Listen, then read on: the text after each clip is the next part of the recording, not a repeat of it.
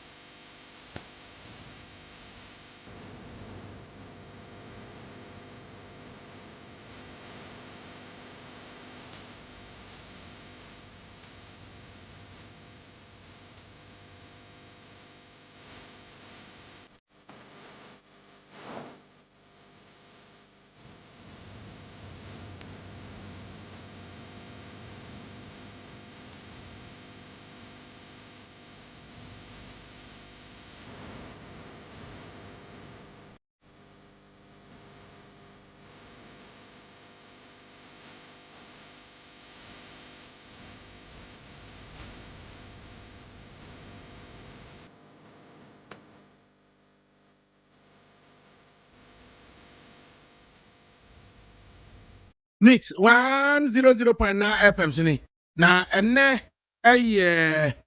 Wednesday November 26 2025 and the time just about gone 34 minutes past 1 na in the studios me di won chia me from ADAKABRI Mudu Osioma na misinia co-character right in front of me here Marjorie Osei Ajiman eno akire no nso so no na production de panyin kojoda me ado ene sini na so na Marjorie therefore yada na wo bo ne chidom Abnafrema Bankro na technical production sini na so na support na Nasare na eka no ho a or man the needed support interactions on various social media handles ni nyina ebeba ansa ene de akwakọ wie ni say engineering team achu agbo worker but yakọ na najare na nabuaje adasankroma nipa nyina sanmra ne say sempro na facilities team no so edie big solo and dada and Godfred dodo na friend you brana mapuna yaw na sami DJ Bosco na mail social samra ne say tatai na yede akọ ade akohwe ba yede fufuo ebekwa yede bekwa akobo ene ntigusu de tie nit 100.9 FM yamfa seda emfa kun emma kunlu Ghana na kunlu Ghana ana ode Mr. Kill aba ode ebu ama mema stress ayi free ho Mr. Kill no actually no ode honchon capsules so prostate disorder bia urinary disorder bia ode si ano ade amayen ode king tablet eso regulate as atimi a level up pressure so ade amawo sa so na ode araba bazin e man so ade hwe menstrual disorder na fe ni nyina mu no X and Y granules and also so low sperm count or the AC ano ade amawo ndinti ye de details ni nyina beto abra honcho capsules na chire no kunlu Ghana ade emwa tronko ade eboa yen enu achire no so no and then some da wo yetia wapa an Marjorie otimanim ha na da bokrata yensa kan ye no emu nsam bi na yantwen yadwene si so the top 10 stories a obeso twen yadwene di si so yabahwe se de besi akọ nchi asonko ekoma nanama anotufo se wono nso so wo hwe na bibia ebetumi akoyie ede ama yene Majale wo fani o Majale wo fani asemo asemo de asemo se itrente ya me kan se ebronya bedu bia na makai me nkoda abrem bronya bedu ane mani age because minim say me maame bekum akokọ amamai na enye we na me papa papa o sa ageman nyame fa ne krensi dwabende hie ofa bronya bi na ya me papa ma ya to aponchi ya kuma aponchi nyene ni age na aponchi ne de ne yamade ne yempusuo pepper soup na nim say me papa aduane obedie no the fufu no di na oja ne nkwan ni bi na me papa de ko share fridge na me say obesa tia so da na wo pa bronya brese na yakuma ponche na wo we a waja bi dia ko share fridge asema papa ka share me say da chi mi nyina metiase ye die nti a onom oja ponche nkwan ni bi ekoko share fridge da chi no kan na minim say 200 years say na ababa beto me etiene ze mididi a bedu fie na eja aduane no yegu so ma me say munyi nam di bi nkwan no munya bi o chena ibituma yusu na maka me papa asem no ka kire me no enti eje se enche kura na mpanyin no mpanyin die na ato na yanhye ade nso o se ne no more abedoso o se na ka British one de o kind of shopping center and America for no kind of more no na shopping center yi ese Chinese for a dominate that more no and na ba bia be ko bia Chinese for no ayesa more no ama aboa uwura mu a na ayesa America for the Costco e baaye na Costco baaye na udum se Costco kakraka to US Costco uba UK Costco and na Sweden for so ede IKEA almost so de IKEA so almost de buy yes blue and yellow no and also so kakraka and ereko na no as a Chinese for no dominate more no e wo Ghana ha na Marjorie ade ba akwa yen hye no so no say uko China onu bia ne bedroom edan kituwa bi mu na o manufacture ade o normal enti wo no China wano ko mu onsisi de kakraka se de yesisi no wa ha sei ana wo mu aba ha sei enti bia ne sika no yuan no yuan enti because we $100 a ubetimi anya 700 yuan oh sir it not just say ono no sika no emu odu kra chen Ghana cedi no so ana we ono no yuan no a e bia be 3 times Ghana sika no ana ono o manufacture no ma e wo China ho ana ye kwa kra ne de aba ha yeah ana nne no omo de atoa yen ana wo hwe rules no so wa say no so na ono obetimi aba be wholesaler but ontimi nya retailer yeah ana akoba say more no so e de a different realm ana ono no de waton ye normal or retailing normal no a ye be hia no na busa ho say sade dem wo China 18 by a year 16 wotimi manufacture de wo ho a na wo hwe more akese no ma ye wa ha no could there be some manufacturing be koso e wo honom enti bia na normal no a ye free the free China na ye de aba na ye ton no ye de twemu habo ehenifa eno muti duty ansa no mo de ba ko wie say ade a wo ko China mall a ye beton de amount 50 cities no ubesi abonten na Ghana ni ton 80 cities no ton 100 cities so is it the case is a Ghana ni no akomo ho eno wakofa eno wa yire so no wo ton ana say Ghana ni no bi kra na ba bi okofa no ye de passport am ye tua duty anu nti no margins kakra na da so no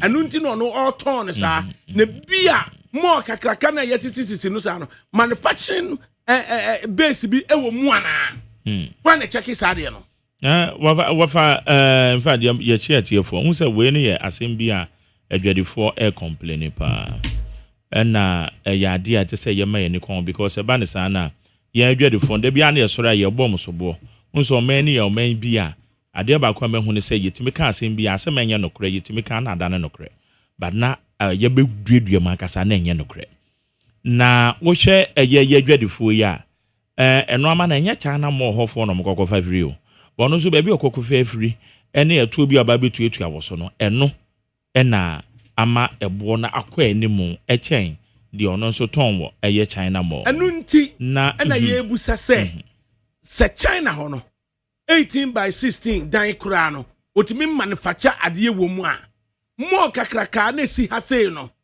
when na check say manufacturing plant bi wo ma na manufacturing plant bi eni ho ana wafa say your institutions are wo eba more say ye establish more your institutions are almost me gidi say trade ministry wo mo so edi mo akotene eyie say eye more no wo mo manufacture bibi wo ni tire bi o mo no ama no ne boyefo ana so mo de ba wo mo tax waivers ana wo mo wo credit and wo mo period me refi term idi so wo mo de no ama no ba bi o mo de kogu tax holiday bi a wo mo tim de no ama no kogu ba bi na warehouse no mo yi ne kakra so ho no mo eto an no mo de tuatua bi a Ghana ni de o de ne bedu ya ese obo de ana wutimi e na kokoyi message him fama Mercy Duku on Facebook Live and Mercy Duku say this is exactly what I've posted on my WhatsApp status 4 China malls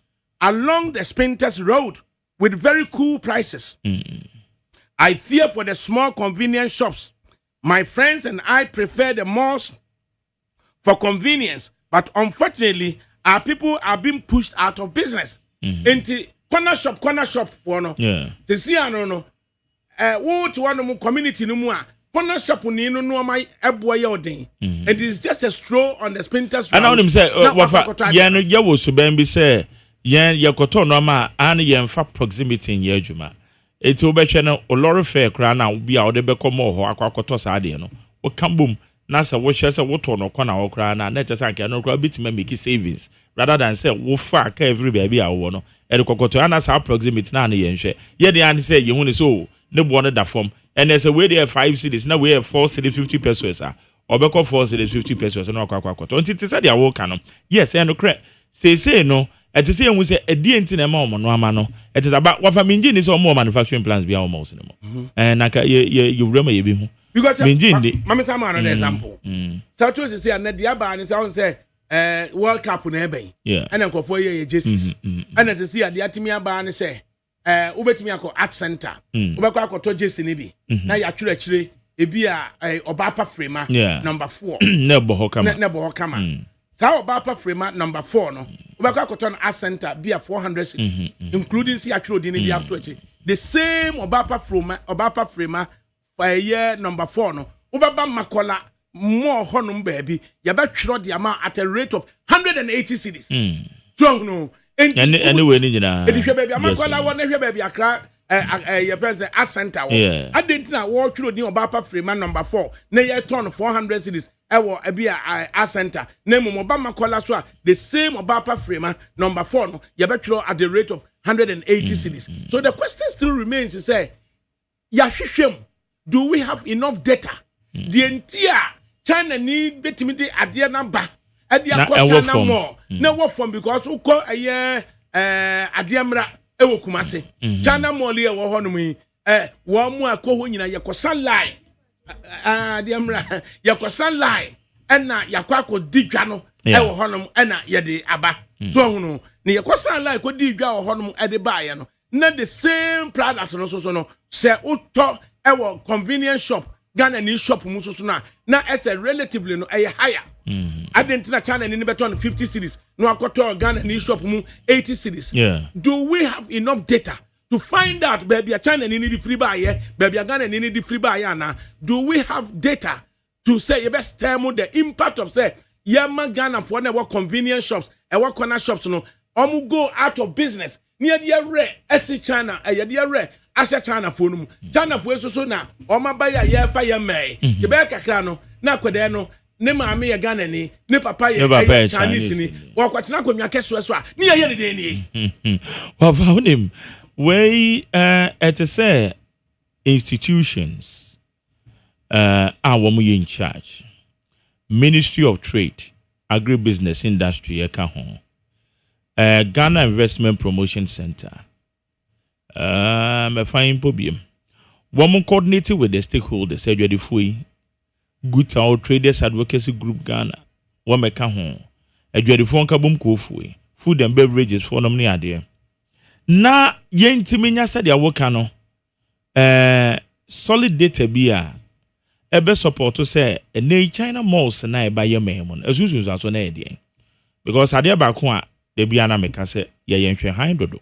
Se bibi sha si ye se ebedi ye nya ye betina wa ye nhwe han ye hyeda ne amade ne die nya ntina ma ye rewes nyina egu no ye hu yanka ho hwe ene etina wa amade gu ye sa de we a eba no edin susu aso be na de bebre the local business people kwan be so ntina omo de ne eno ama no omo de omo fa no dodo eno nti na wo mo de bedru ha ede na ema wo mo bo no eye fo chen ye de wa ha Yes, you know. You go for Europe and in North America, and you buy Europe. So we call maybe a British company, a Tesco's, and a Sainsbury's. Omuna na WBA come ho. E dimu sa and a Waitrose e buy. Waitrose no any Aldi. Almost so Central European entities. So no. And next one to kakra and the Waitrose so no why acquisitions why kese e honum right and na ye busa say I ki ya aja Swedish fue di bae no hwe ba bi free bae Costco hwe ba bi free bae omo nyina aba be di ye pen sen UK honum a amma as a result no UK retail shops no akamu ana Asda akamu ana enunti die ne betimi ya Ghanaian convenience shops, Ghanaian retail outlets. Obi de say Melcom to we. Watina Ghana ha ene. Ni na nanu nyina Ghana ha no matena ene Melcom ababeye Melcom. Enso so that we competitive pricing na. Melcom slightly higher. And there are other Ghanaian shops bi kura na Ghanaian manufacturers bi a omo no ma eto da bi a wo pe e wo Melcom kura na unya. Ghanaian manufacturer be to sell fan ice, a fan milk, on a fan mass. Yes, sir. Say upa Taikof Americom, so copper fan max at all. Ubedua, ebinio, asa, ebinio, asa, ebinio, and one ah. Nanso so no, ye fan max no Ghana ha. Yeah. Fan max ye Ghana, ye then I'll be come Americom, na asa. So, as we both say, foreign products no, a honum. And the point I use and say, a dear bed no money, a dear gua quemua, a betting me Ghanaian retail outlets no, are you competitive? Na China for one yan, Nancy and can say, one more year, and be the bay. Was it a year ADAKABRI? Me crowd your miminya. We are even playing such Chinese, no, they should enter into the house renting industry to help lower rent prices. Well, no. Young Sassian pass as in Farmer China for no muntimin see a year a dime and fan rent it. If it's a year church or say they see high down China Honoma. A year easy. What found him? A year affordable. A year Egypt. Yeah. Be a benya dying Adam. I didn't a year has say. And Shajoso, the fastest growing economy in the friend is saying Asante. Ajoso uko high single room self-contained now that's a single room self-contained and then just 500-600 cities and adenta and nam 600-700 cities and yeah then just ni adenta ebebo musa yeah wafa Chinese for one more ekontokwa bi a one more de adwade na ekontokwa sisi amena ukase mewo Corolla bi siase ho se Corolla no time and $1 no was no near 300,000 cities. Yes. And the dollar ne bar form no. Say akọ oton 250,000 Ghana cedis onwoka. Isi asiye wo 2022 model. Dollar ni say no. Yes. About 250,000. Same Corolla. Chinese phone di biaba. 180,000. So on competition on money econo. RAV4. RAV4 yeah ye ni pay. RAV4 white bia ekura ne so ho. Amodini. Sa RAV4 no.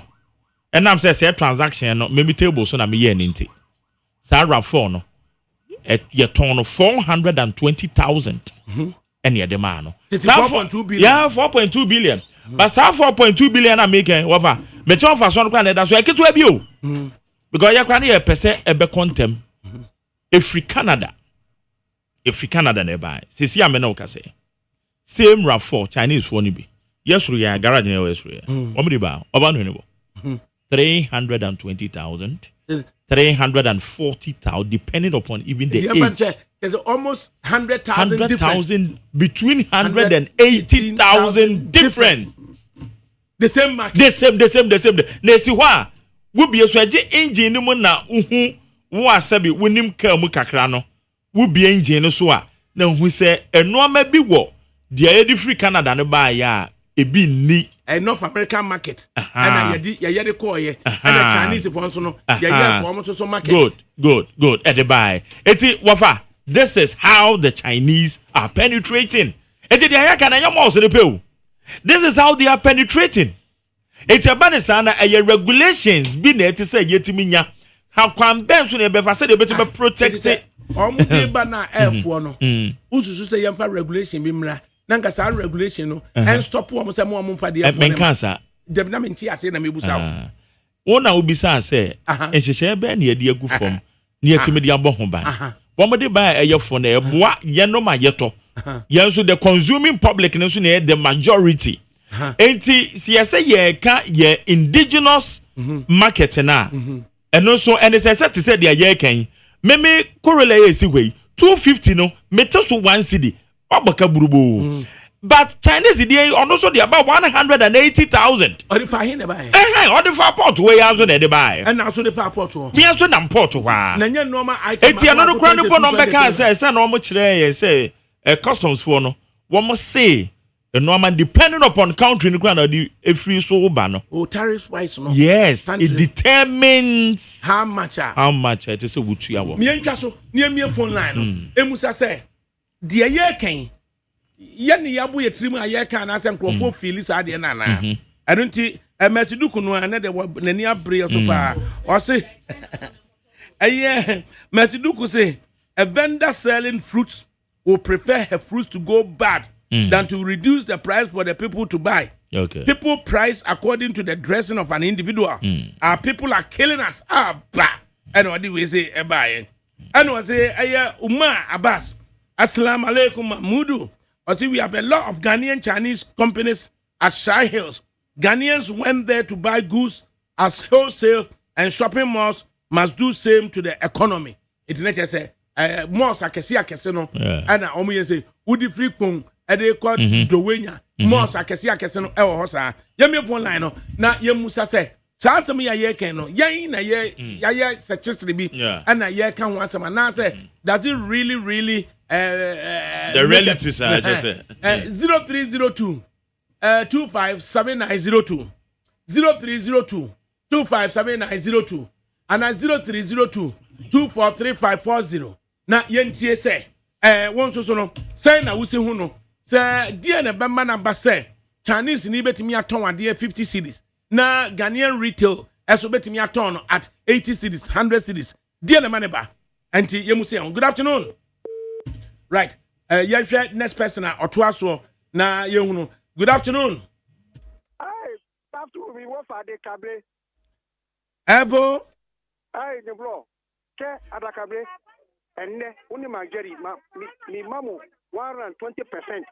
My yadi papa topic I would have trust you. ADAKABRI. Che manin kante o say. Kana fundu yeti ya team papa.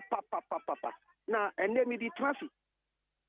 Oh, how ni say office from asema yo miti ami pese mi kan wa sema na mo dia betamasi obi o be ka say China ni odi ni dia ni ba ni papa oboa che ADAKABRI pabua ya yi sese pabua ye to sese ya ye transi pabua ba 220 Ghana cedi pabua da fomo pabua we 220 ni mi ton pabua 220 na ye ton more than 3 years ago ta ni ye ton be sinde ene ye see $30 Ghana ni ko fa di ba wa double the times 3 ADAKABRI week my week your mobile or this transfer muti but could be 500 cedi Ghana ni odi bawo Ghana di ko fa the same week you know di ban 200 cedi the same week go ade almost the far port o tia tax we di bia enti no de e mani pass ani say Ghana fo o muti ya di say ade no ko fa ba ana China fo no yesterday o mo say o mo brasa ADAKABRI because they cost to say Ghana fo mo kunya che okay.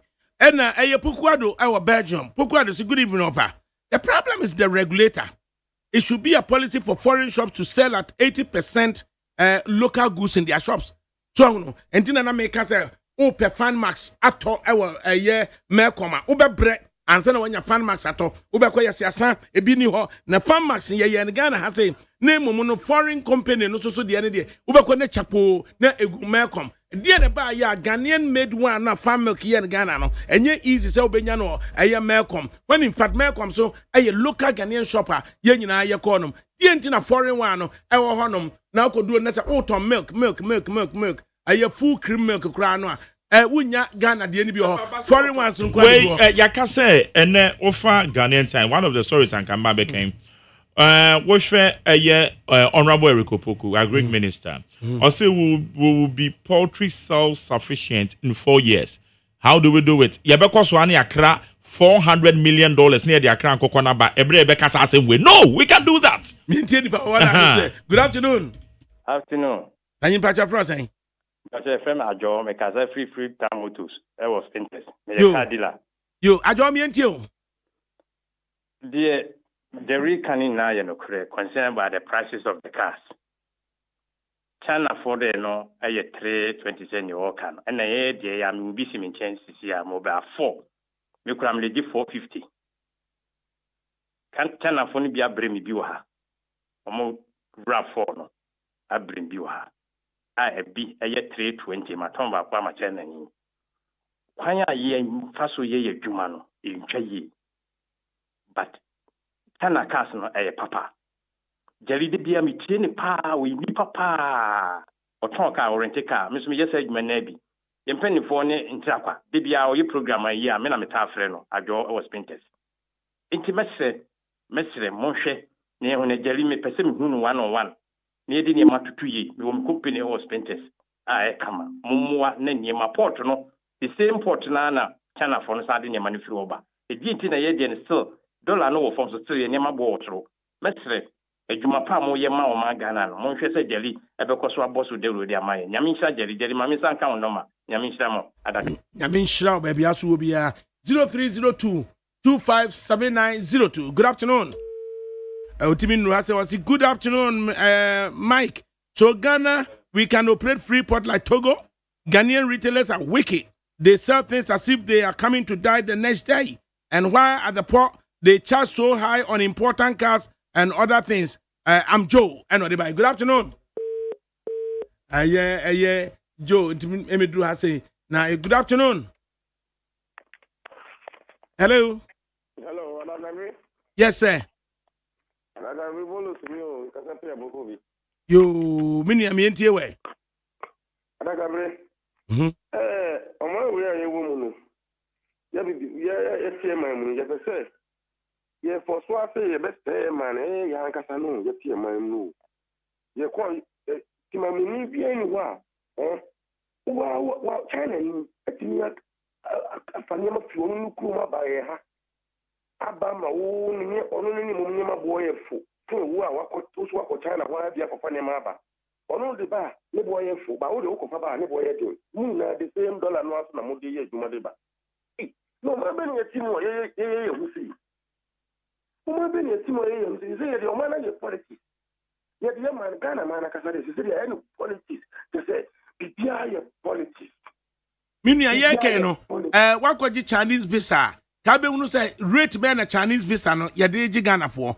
Say ye nim say dollar no yes 11 cedis so say 12 cedis no. Uko Chinese embassy say akobusu am say dollar no send no mo sesa de ama Ghana fo am ye de akwaje visa. Ube hunu say Chinese fo no exchange rate no over and above that of the Bank of Ghana rate na ye gi no. Enti edru stage a was yetimi twe ye ni ehwe kwan sentia Chinese ni no otimi de no magye fo ana. ADAKABRI I do ya travel pra. By this time they think ya travel pra. Oh, you know, me ADAKABRI they have me say. Yeah, very funny. Best realm. Yes, realm. Omo tutu niema yi na oman wi. Ye man ye ni ba bia ko. Omo tutu oman no no yes realm me enjoy politics and DC MPP no. Kabre we there. Yes realm pay for. ADAKABRI na me shira woni aduma pa mo ye di bo oman.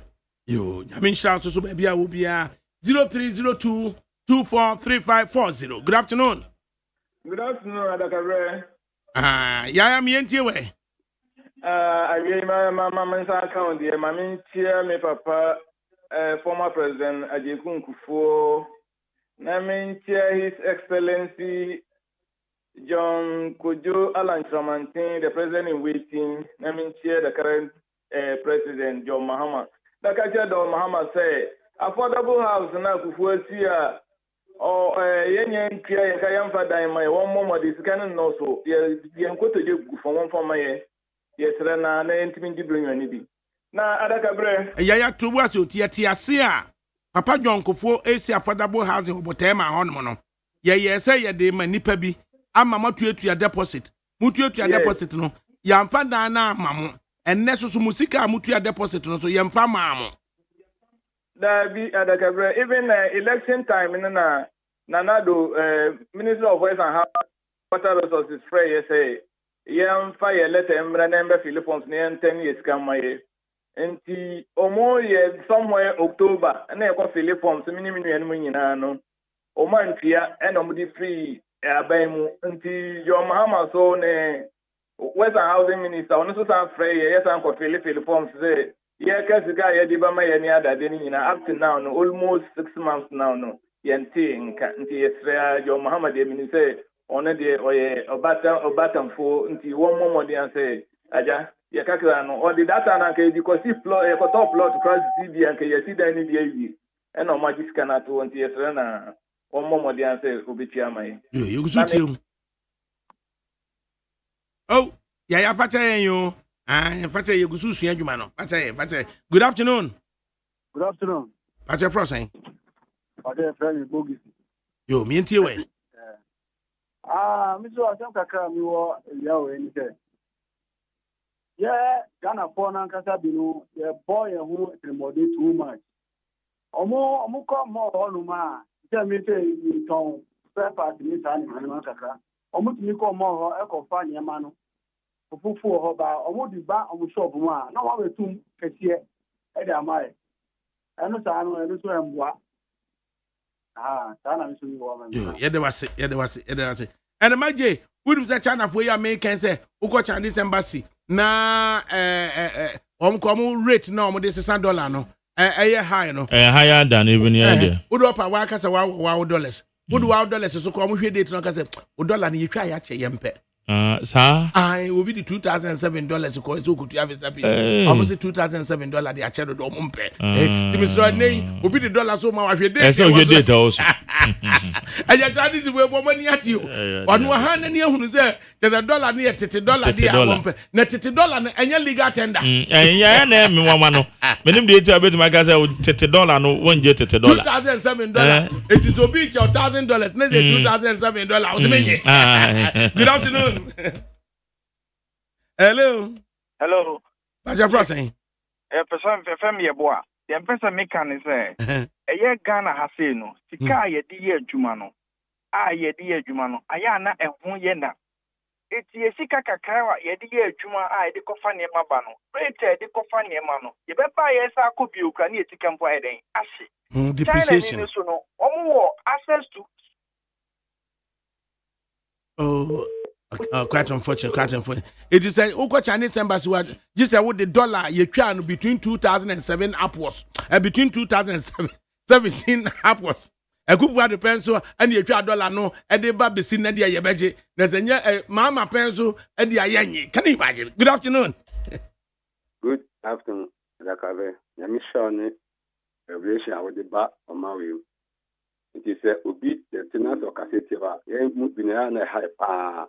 Yanipa kwa say ye na de abis na meka say meka fi abede took abeka revelation what he tells him say FBI mama national security empora China mo hon ebia your underground get manufacturing ibi ho eti asma o da bi eso born national security for no ebia be ampa enti da ya Ghana for you man e won say Ghana for bi it's modern, but sir, if you I said, bet me about class, and no man no more ban no more turn for my no. If you come to due to a home because you venture more port or yes, and I think no.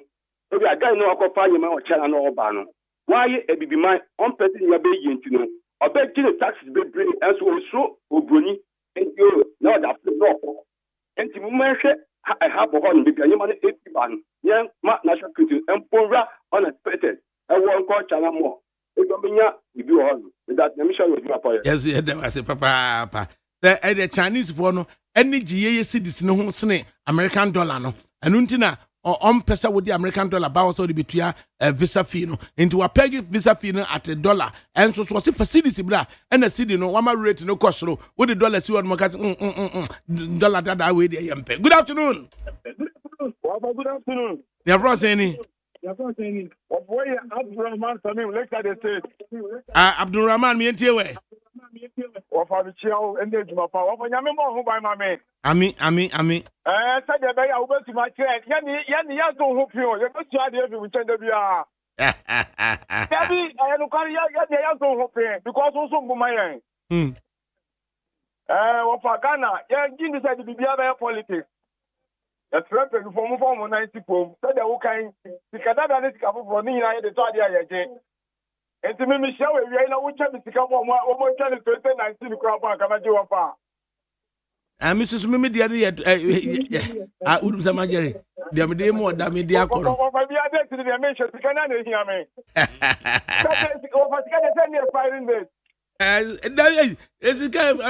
What did the $2,007 call American China embassy or money? For example, for entering and Cato when you know, I began any way from the you, Matty. I mean, it's imagine. Look at say, what damn me, $100 now, the man on what you do on Bagasa, that do. And go check it, no, or check it in a Chon Van Remy. They said Chinese will not accept old dollar. How? Now, do we even know that dollar no at some point, you know, I dada. And does it make it at the end of America, how do a woman good afternoon. Memoha. Ye Govi. Mahamudu. Present now what is saying? Then I'm asamo to me 87 hobby na okay. Ghana Commercial Bank, me save 1985, na me start save ho. Na makotema Commercial Bank na me iska kutua container. Kana yes one of me $50 annually. Nam se sana ti annually na money ya. Monton bi mama mo price bo monton bi mama yes yenso ayen ton ma. Nti giso upi no akwa akopɛ $50 ndi aba. Yes asika obetua $4,000 or so ada yentua yenye no so free hoko. Ghana niu na Mamudu asma ade atudwa mebusa wo se ebisima sam so me wi ameto aso ya hwehwe hunu die ntia me di to wonim se ewiase nyina ye hwehwe mu no ye se Ghana ye ka jimi manya ye to so nwotwe ya hwehwe ye hwehwe hunu enti bia wenum nyina aka ho na obi ka sisi ase ma national security enko wura ho national security ni ko to hu so mo to form factory wo form die wo form kro obeje bribe wo akọ baby e ma wo ho ye nye wo mo hwe no di panamba wo river body wi ase fa hin wo hwe China ye yi bibi kire documentary wo China na hwe nsu ase a wo hu wanim na wo de wa makwai no abese wu nsu puto wo de chamfire abesim na besim ne ye ntimi nka e de na kire say wa ye factory no oton ne mafo customs wo mo gu port no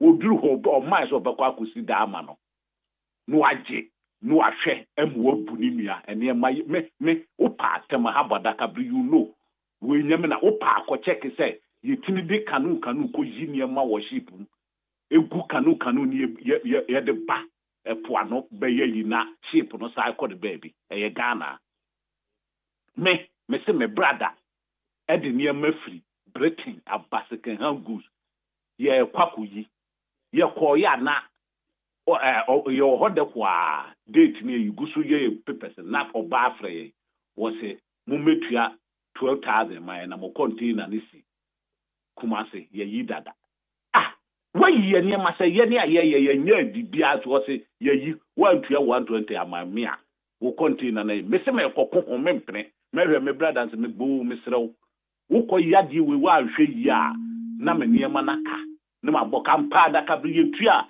12,000 man ye duru kumase ye ko kumase a car driver na number de man na container ni si ho o man ya titi na me se me vi se ye research de ntie wiase nyina ye se ye jimi me to so nwotwe no si ehuna Ghana ni man so ba mi ekum ni nua dasani na bruni wa ubiti se China ni se de o mutiti hui wo de ayeyi enti no ni a problem si antimi anye ni ye se ye betna ho da bia Mamudu wo yade se obie ni pani wo sa ne emehu but I tell you say ye nya law enforcement Ghana ye mre bia ye di aka ye si benya president ya obema ya enforce law apart from that no Mamudu ye nwene yo that's it. Yes yeah that was it. Two more callers Niamra na Magjerry other stories no ntimi fa man. Good afternoon.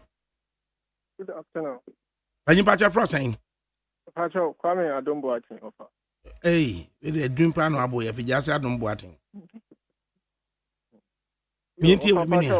Yo, me da se. Offer Nyankopon hia o ne Magjerry ne mo producers area yi. Na me de asem ba ko na me bisa senya modi kan aka. Offer yentimi regulate o mo. Na senya be ya o mo malls no and spread o man if say the more na o mo spread the malls no. The more no na yen bodua for no. Equity o mo so mo adwadie. Nti ekwan be na e be fa so offer. Ebetimi me de margin sense ebetimi a yen regulate o mo na say bi a regions no no mbe ba ko mienu a senya entren for mine enya sa offer obi betimi atena ne store na yen tohwe nti ya asem na me bisa yo de na ebetimi ya fa ho offer yo ya da se yen bebusa ho nsam finally yen tie ni po on. Good afternoon. Good afternoon. Pacha from saying About me Eric. Yo, Eric, me into way. Of our miso, my gentle me say, a nipa ni sunu. Nipa su. The Chinese menu, Edwin nipa ho. Chinese menu, a penny pound cost. Chinese menu, same years or person, you are seno. Nay, ye, Michael Jackson told me a better place. Chinese menu, not you. If you are in America for question, one money that war year, because America going to me. Ain't you copying the same nipa? When you say Ninia, a nipa, no, but yard, Vietnam, no, Africa, any Ghana, the cost of I'm a Chinese name, I found a minimum. You, get the was you, and then you know what be changed. Yes, yeah, was it. Right, Marjorie, back to the studios. Now, story, the Ahina Sanda Wakumaso. The other Makomaso, no, Eddie Kine, your poultry industry. Say, Yabema, your poultry industry, let him grow. A great minister, Eddie Atu, and him say, you're best self sufficient. Just saying, Yanka Sankokono, ye bino, near the binso, Elqua Mahodoso. Na, ya Emma say, Yabefa millions of dollars. Near Koso, na Yadiakra, 2 Ghanaian times, and Numha, Edaha. Tiwusha, and Kukoya walk on once a me. Typically, and the Ghana for your mobile modern, I you may be a omo, a boy, yet to Janity, a soccer star by your cocoa to be. And then, what a monka cramon. A monon cacotona, Bonteca, Betty, my best densities. Now a mount, a year chicken wings. Baku 8, I watch here, and what the Macquafa home. I cook on Taban song. I cook a taboo. I cook a taboo. O mamma, who say watching. Now what Tim Mona Cacra, I dear go home. Now what dear good cardboard a paper. Now what the amount at a rate of 140 cities. Ain't he a deal in a wood car now, sir? Air conditioner now, what's name Kotoy in a wood car now, say a year in Kunyan in a wood car. Mamma, been a kind of so, Okoto, a man, the only you when you know, wood Yamaka. A more Mensa Emuse, a more Cacrano, and a cocoa taboo, Macumacu or Triache, and the Macquafa home at a rate of 140 cities. Ain't he, sir, a cocono? See a Driano Ghana has a yeah. Yeah, the Akuka table Macumacu or tree, and the Monka Crabbe 140 cities. And what I said, Nitinama, Yaniabrio, say, it says, sir, Gokonina, such companies, no. You bet me the Oshebi, the Atoho, Yanko Kono, would you be bar fine. But, be a 70% dear, I say, Yagana, Yankoko. Na, the Akano, 30% Yakradiaba. See a Yanisana, a bit me a boa. Na amaya de no kra no so ya hwe se de aban ne ye nhyehyɛ no emma production cost na enkosoro na ma ne bo no so ada form kama na etimi aboa na emeye giye ne de afiri ye nkokofo so no ho because ye kan ye nkokoi kama fresh wakuma de de awu kan ya che ye yan kokompo no mo che mbo no mo de ma and de ana ne kasa ne ko agbo ma tum se wo ba kokko kasa so ho enti wofa no no betimi aboa kra ma dia ese ye kokoto saafu ya wo kan hwe e bo na timi aba fom ai so we dey ya de one friendship bia Daniel Mankwade can say on Facebook live also good afternoon I'm watching you live with former boxer Nana Yakwandu. Keep it up. Nana Yakwandu a former boxer no so chia pa Nana Yakwandu ya udine Inokahin also Mike please I need your number to do car business with you. Ebio. Yeah, a pomacho.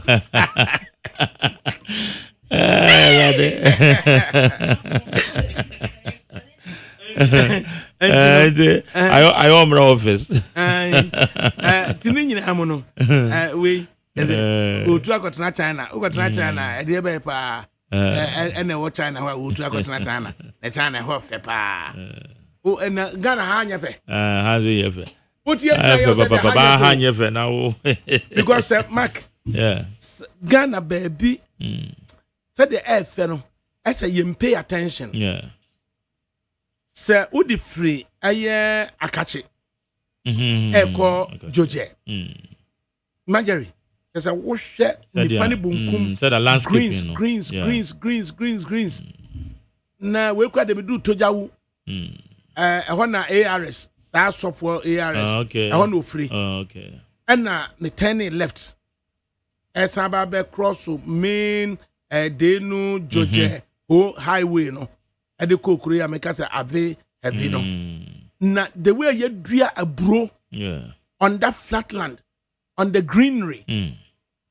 So unhunu baby na you bet me a photo China baby the abecho China fo but ye kura na yete ase no ye kwa ye would do send nim Ghana hase te say baby a kan dey hon dey da so ba say mrebe me call and kwan no so aye kwan papo and na would drew say make us akachi you know a crony vibrant yes it will be tia say one ko hoda so you might think say as a water region cross bibi anyho but say can greenery pa Ghana ha we water region yes what me call na say wa kuta ka na wo park na wa share environment na over na anasa majeru pakura na de wani nka tuka na cross Adome bridge yeah o tani Adome bridge ni pano so na wo de wani ache juapon no mo say enua na sisi ensuo ni nchen but tante enua no na de hwe ensuo no da ye bi a person so bi an uti so mo sa no aso be so da na wona nam so no so na nam so no you normal bibiri o but we don't pay attention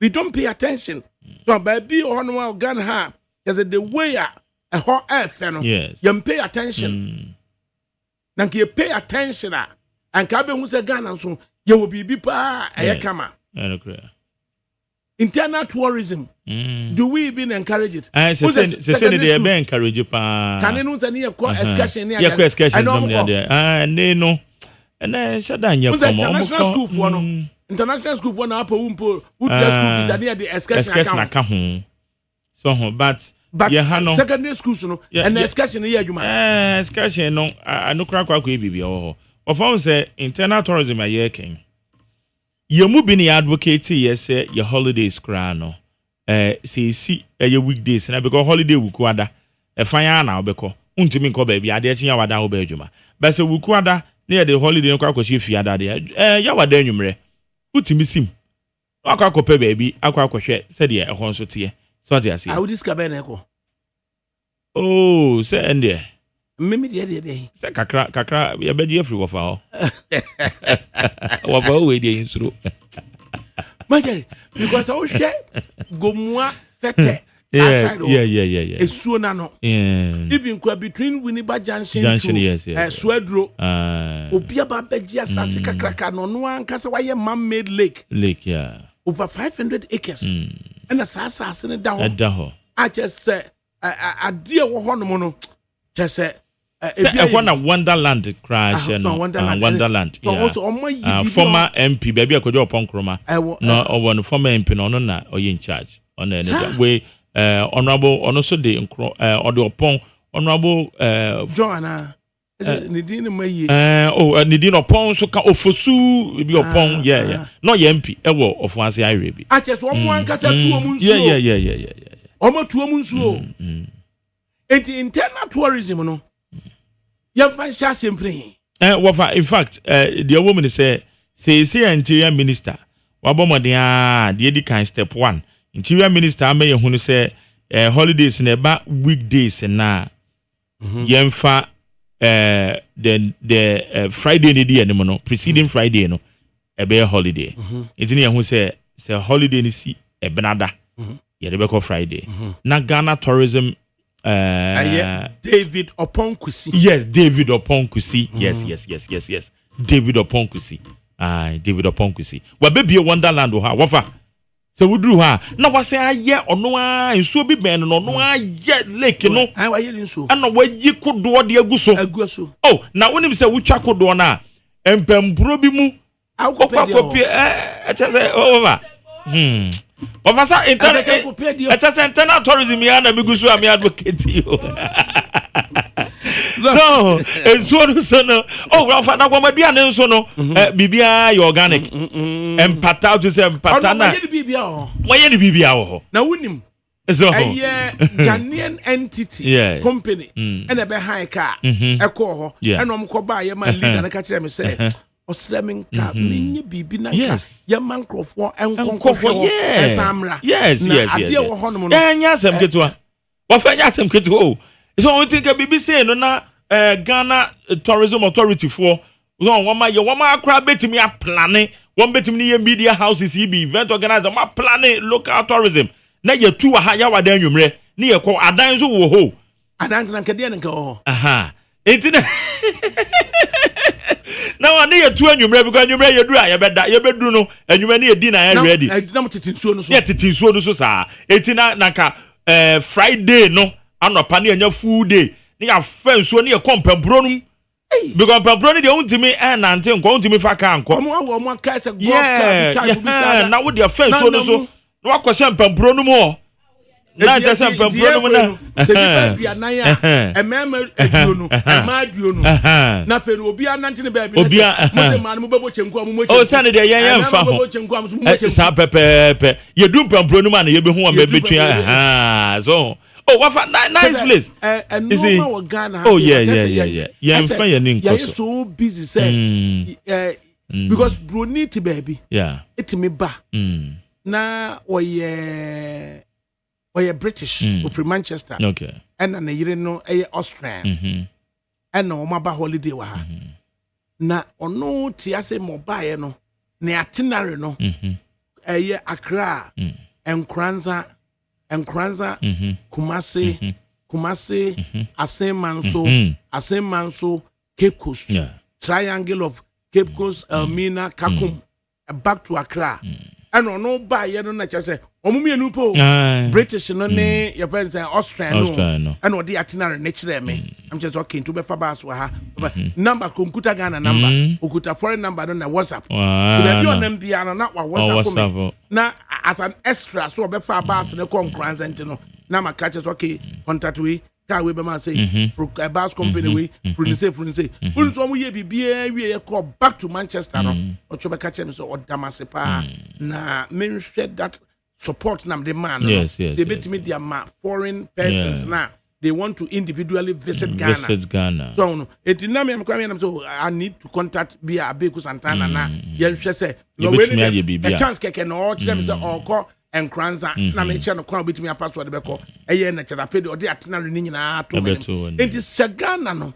ye were internal tourist sites etimi excite to be more free president Manchester ebadia ye no ya boy ye ho aka kire ye nkrofo ami ehun say ye wo extremely beautiful exciting tourist site wafa ye de ye ni akwa mining sector eno no ye betutu form na eno na say me nka illegal mining me can even proper mining so they say na aba betutu form but tourism there tourism no okwa wo Jessica no now they ato ho eno no a ungo tu form ade na akwahwe na waja ne ho no say Jessica dey go amanim wafa nim say eye Kwawu Ojianoma Mountains and so na me ye part of Kwawu Tourism Initiative. It is na Honorable Joseph Omare ono na no ye DC e Professor Mills time ye one nice proposal sa proposal ye de kokoma Jace Lodge and Dr. Brenchan for akwakotoyi ye wo gbo kwan no so no na kwadwan twifie ni nchan wono Jace Lodge bonkum no so Jace ahoyedin uso no de first plan na de ba ya na bi ni ba bia wo West Africa ha e kodo kosa zip line the whole West Africa obo Kwawu obo and a zip line edi kan ba ye zip line na ye say e kam ne wo mu wo mu go ye fia wo ka ya say ye ho ani ka be say story mu ka beka so wonti wo fei na ye che say ye di nice proposal ko e say even Ojianoma Mountain no mo ka say kwan na nye and ye explore further and you say uduru Kenya akwan ye ko Kenya wo tourism site and enye na this is what they do. One may take advantage of the coin no. It would occur na call ya. One more car park. No one parking with ya. Near more security about home by. No one mama adventurous vehicle to say Bedford.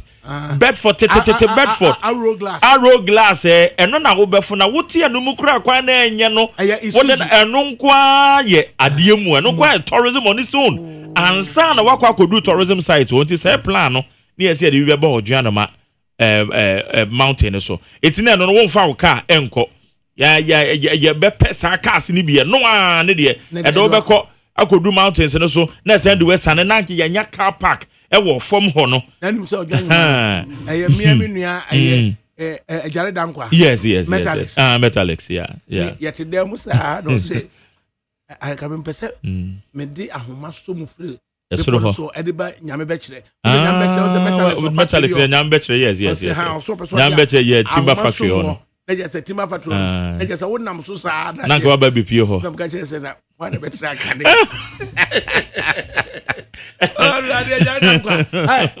kwasa bra because we say na bibi the dia akufie ho no atibie yes eno ka kire me say oye school e wo be so so eno ka kire me the sabe pon the memfro so na me nanan oko school ho no de ajare dankwa otimi edi school kokko share sabe pomu bipomu won mo bibi e be di akọ brothers papa ni fie on mo no o de kokko share kwatwi won to say bacho yo school be na akọ Metallics Institute of Technology and Tourism.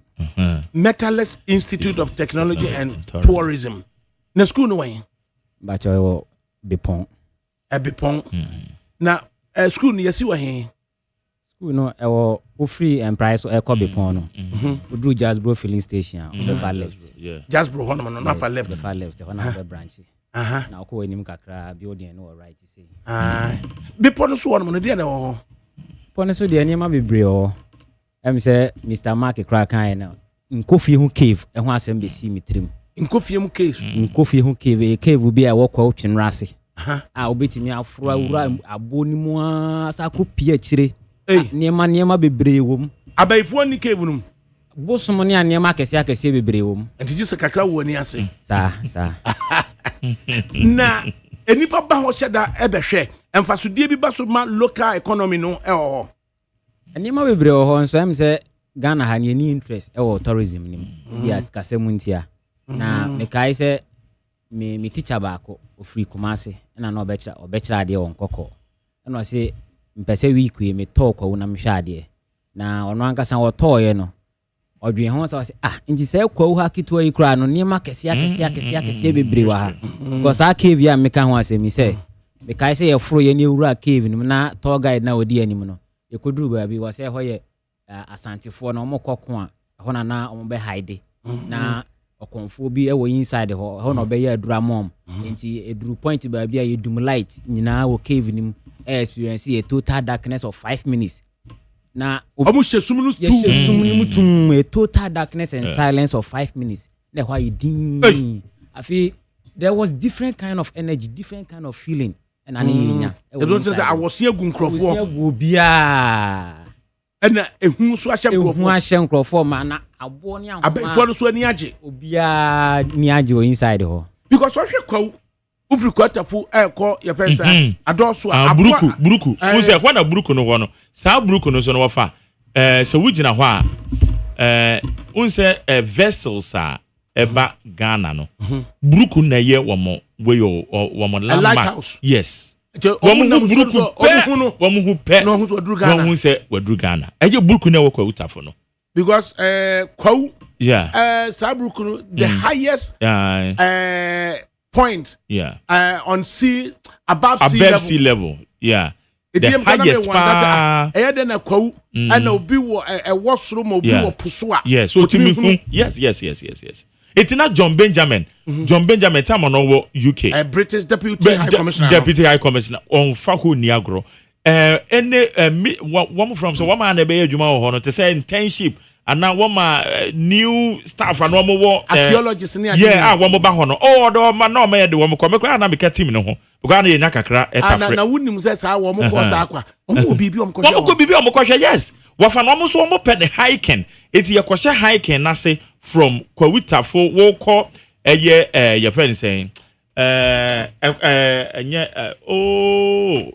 credit design we do tafua we go straight no when you go for high can it free na ya de afua kodane na kodane dane enya asaka kwan no straight kwa utafu straight baby omo ye no go straight unya no run about no run about say right na ye ekwa na ekwa adoso no me ade no enteso na wo kana enteso kwan no kwa enteso kwan no ye fanta so kwan na ekwa koguragura ma na afei yakwa akofo bepo no wuntimi nantemfo wusane nso a wuntimi nantensa na je wo wiawia na ya de afọ akwa yes na ya de afọ akwa bepo no so just all wiawia je wo wiawia you can't walk wuntimi nante obi asoma ho obi aso say ye di akire na brofu yi na omo wia na ebi tisane emri bi kwa de asem bi akoto ye de na ye nsempi ensem akoto ye so internal tourism because it's kwawu enclave nko tourism wafa ye adwuma na ebetima mai $2 million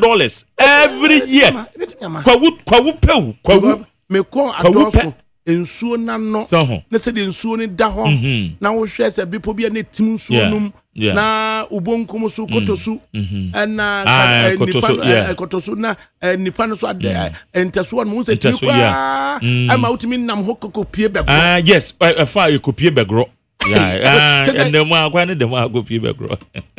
It's so we nsuo na no so no. Ubetimi afa aye hyema no so nsuo na no e de akọ pando topo. And it is yes afram no. And it's na sa okofo do the princess.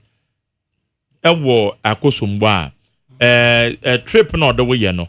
E dru high seas ne pa na afram no the black eye kwawu afram no and the white voter no utum say we no line dem sa just say what try ya also kwa no wadu afram plane na just say waba utum amba be si echi amam from adoso echi amam from enso na twa amam from ho asiasa yeah and kwawu kwa to my $2 million every year say explore no megu kwawu no wa fa ja na ade ntimi nya ho hwe say minim the enti because the ye nie Ghana Tourism Authority for instance Easter bia no mo ba wo mu ni pictures of that site but ye nipa and they could take his pictures picture ni bi wo fa obetwa no wo be yi picture na obehoro na snakes wo won ko na egu picture ni ususu nya wo na atwa na picture enyo wo so na atwa na picture wo eti enoma nipa fa mu asa yetimi nya pictures bi I was part of the team that time any bedi akon and we say Richard no enya asem kitwa enti Ghana Tourism Authority yes wo de wuntwa wo picture okokora no wo na ewum I'm telling you enoma Ghana how I'm telling you ebu ha obetwa picture na enkrane image na wetwa no na ase enkrane intatia red no mo afofora de meanwhile de na yetwa ye na nye sa na ete so enkrane no from Gbagbulaja no ma fofara ade no Gbagbulaja enti ye hwe stress ye fam ebu ade ekoyi apa ye binum ne ade asako etima nya image enti ye say picture no say ye de ma Ghana Tourism Authority dia then they have to pay for it or patent no yes but today did the omokwa omniketi afo na ye we so I say to explore approach for so na mani o we me kwa doso pa na me hwe flatland no so na abo ni sisi wo na approach for me en sape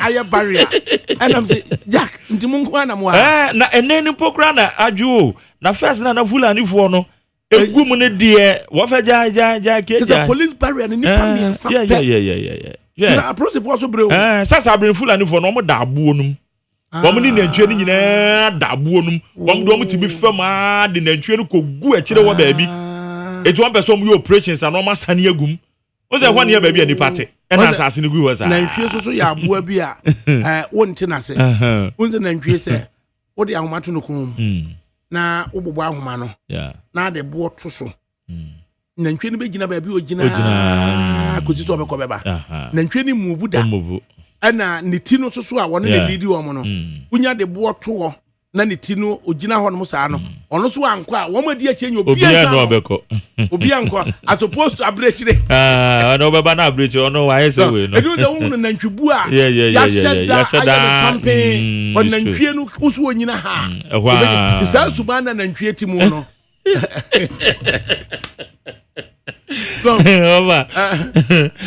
Adolfo anase one boy nyoma. Yeah, wait. Kokum na ntwie no. Yeah, wait. Amachi dede. Dabi. Kwawni. Say ye say kanantwie ni nimse kokum. Amachi dede nso onwum bia ye nantwie. Nantwie ni di akire yo. Ye di na achi yo. Ye di na achi. Yeah. Inantwie. Oh, dabi gina ha twa me nantwie ni gina ho no. Enye easy. Ni gina ko wie say internal tourism. In fact, we Dr. Abeku agree ne mpanyfo. Ya de ndisi wo so pa. Ne nyame adom ye holidays bia no aba be Friday. Say nye Monday a e be ye Friday. It is a holiday no ye Monday kura na. Friday anwumre ne ye siso ne ye kwa. E fanya na obeko. So ho.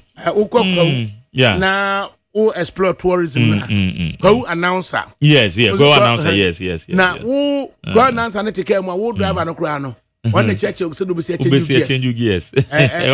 Down gear and then you are honking. Pepe. It didn't na ko we say. Who could you need 100.9 FM story baby and the Wakoma so. What story about going down Makoma so pa a zip line for ya. One say one close to some of their centers. A Domoka. See a Domoka. Oh, yeah, you man. And so you in and now you the propaganda so say on Famuja and the condoms or the condoms in it, school books in it, pens and the pens. I say ample for Gina. Okay, ample for yeah, ample for Abijanati Butchi, or ample for I am for Ugan and Nantree, ample for J. And now say Michiao. And zip line. The dear bear potty pan, a story in a dear house. A story that's one more operations are 1 year flights are who just one more a year at the Sabah any 2 years. So, bounce over any appointment in the moon seminar, a very essential until we know. The aye can say a year honorable community candle. On can no engage you more because ye intimate cassa zip line a by a moai. There be of our say, Nancy number my ment yapokra and Mujani a pen just say, I'm so what dear a when him sem if I zip line for you boy. Yes, within the shortest possible time, nay community, but only to me deliver back on. And because of Moja Nay, O negative, in terms of one thing. Yeah. Oh, that's a very negative. Oh, and the man make actual.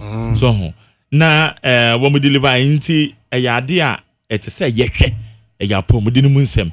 I am no maybe I made a of family and I make a bambono and your pom within because I pom within the moonsem, ya woman anymore. Now, bambo, and so echo ya, ye, a dear Bimanaka, you might get in your name, I don't my bay. Oh, I pom within oh, bambon so ko ya. And also a so they say into your best share honorable community candle zip line for some of the ababe to jano or beshan wait to me I can't want some year pa it's no and a mere minuano and the abase okay and you mono title near Cosiampo for J Udinachi yo oh dinachi yo yes now with J Jan Huama Asama Fana say we did Jamie Azama pharmacy you where the Kwabama for uncle to come up on Kwabana no to say so did a yo Nimsi Kokuno and did yo it is just a DNA for free oh say and ya brabum and Nipan yes now Dinachi no one GDA and then we would nipam. It's a catcher was a nipa may found GD and Conquest nipa musa. But when in now, yes. When in now. Because what did you no him say? Yeah. Your friend is saying, Okokuno. Now there's a wafer. Sabra metis and you will not your Aquatia line. Kumasi Aquatia line. 1,000 steps. 1,000 steps or 1,000 steps. I say, Abrasambi was a Sabrina. Asalamo. Not me papa shim. Why you mark Wakoshaman on it? Now, oh, my cotton.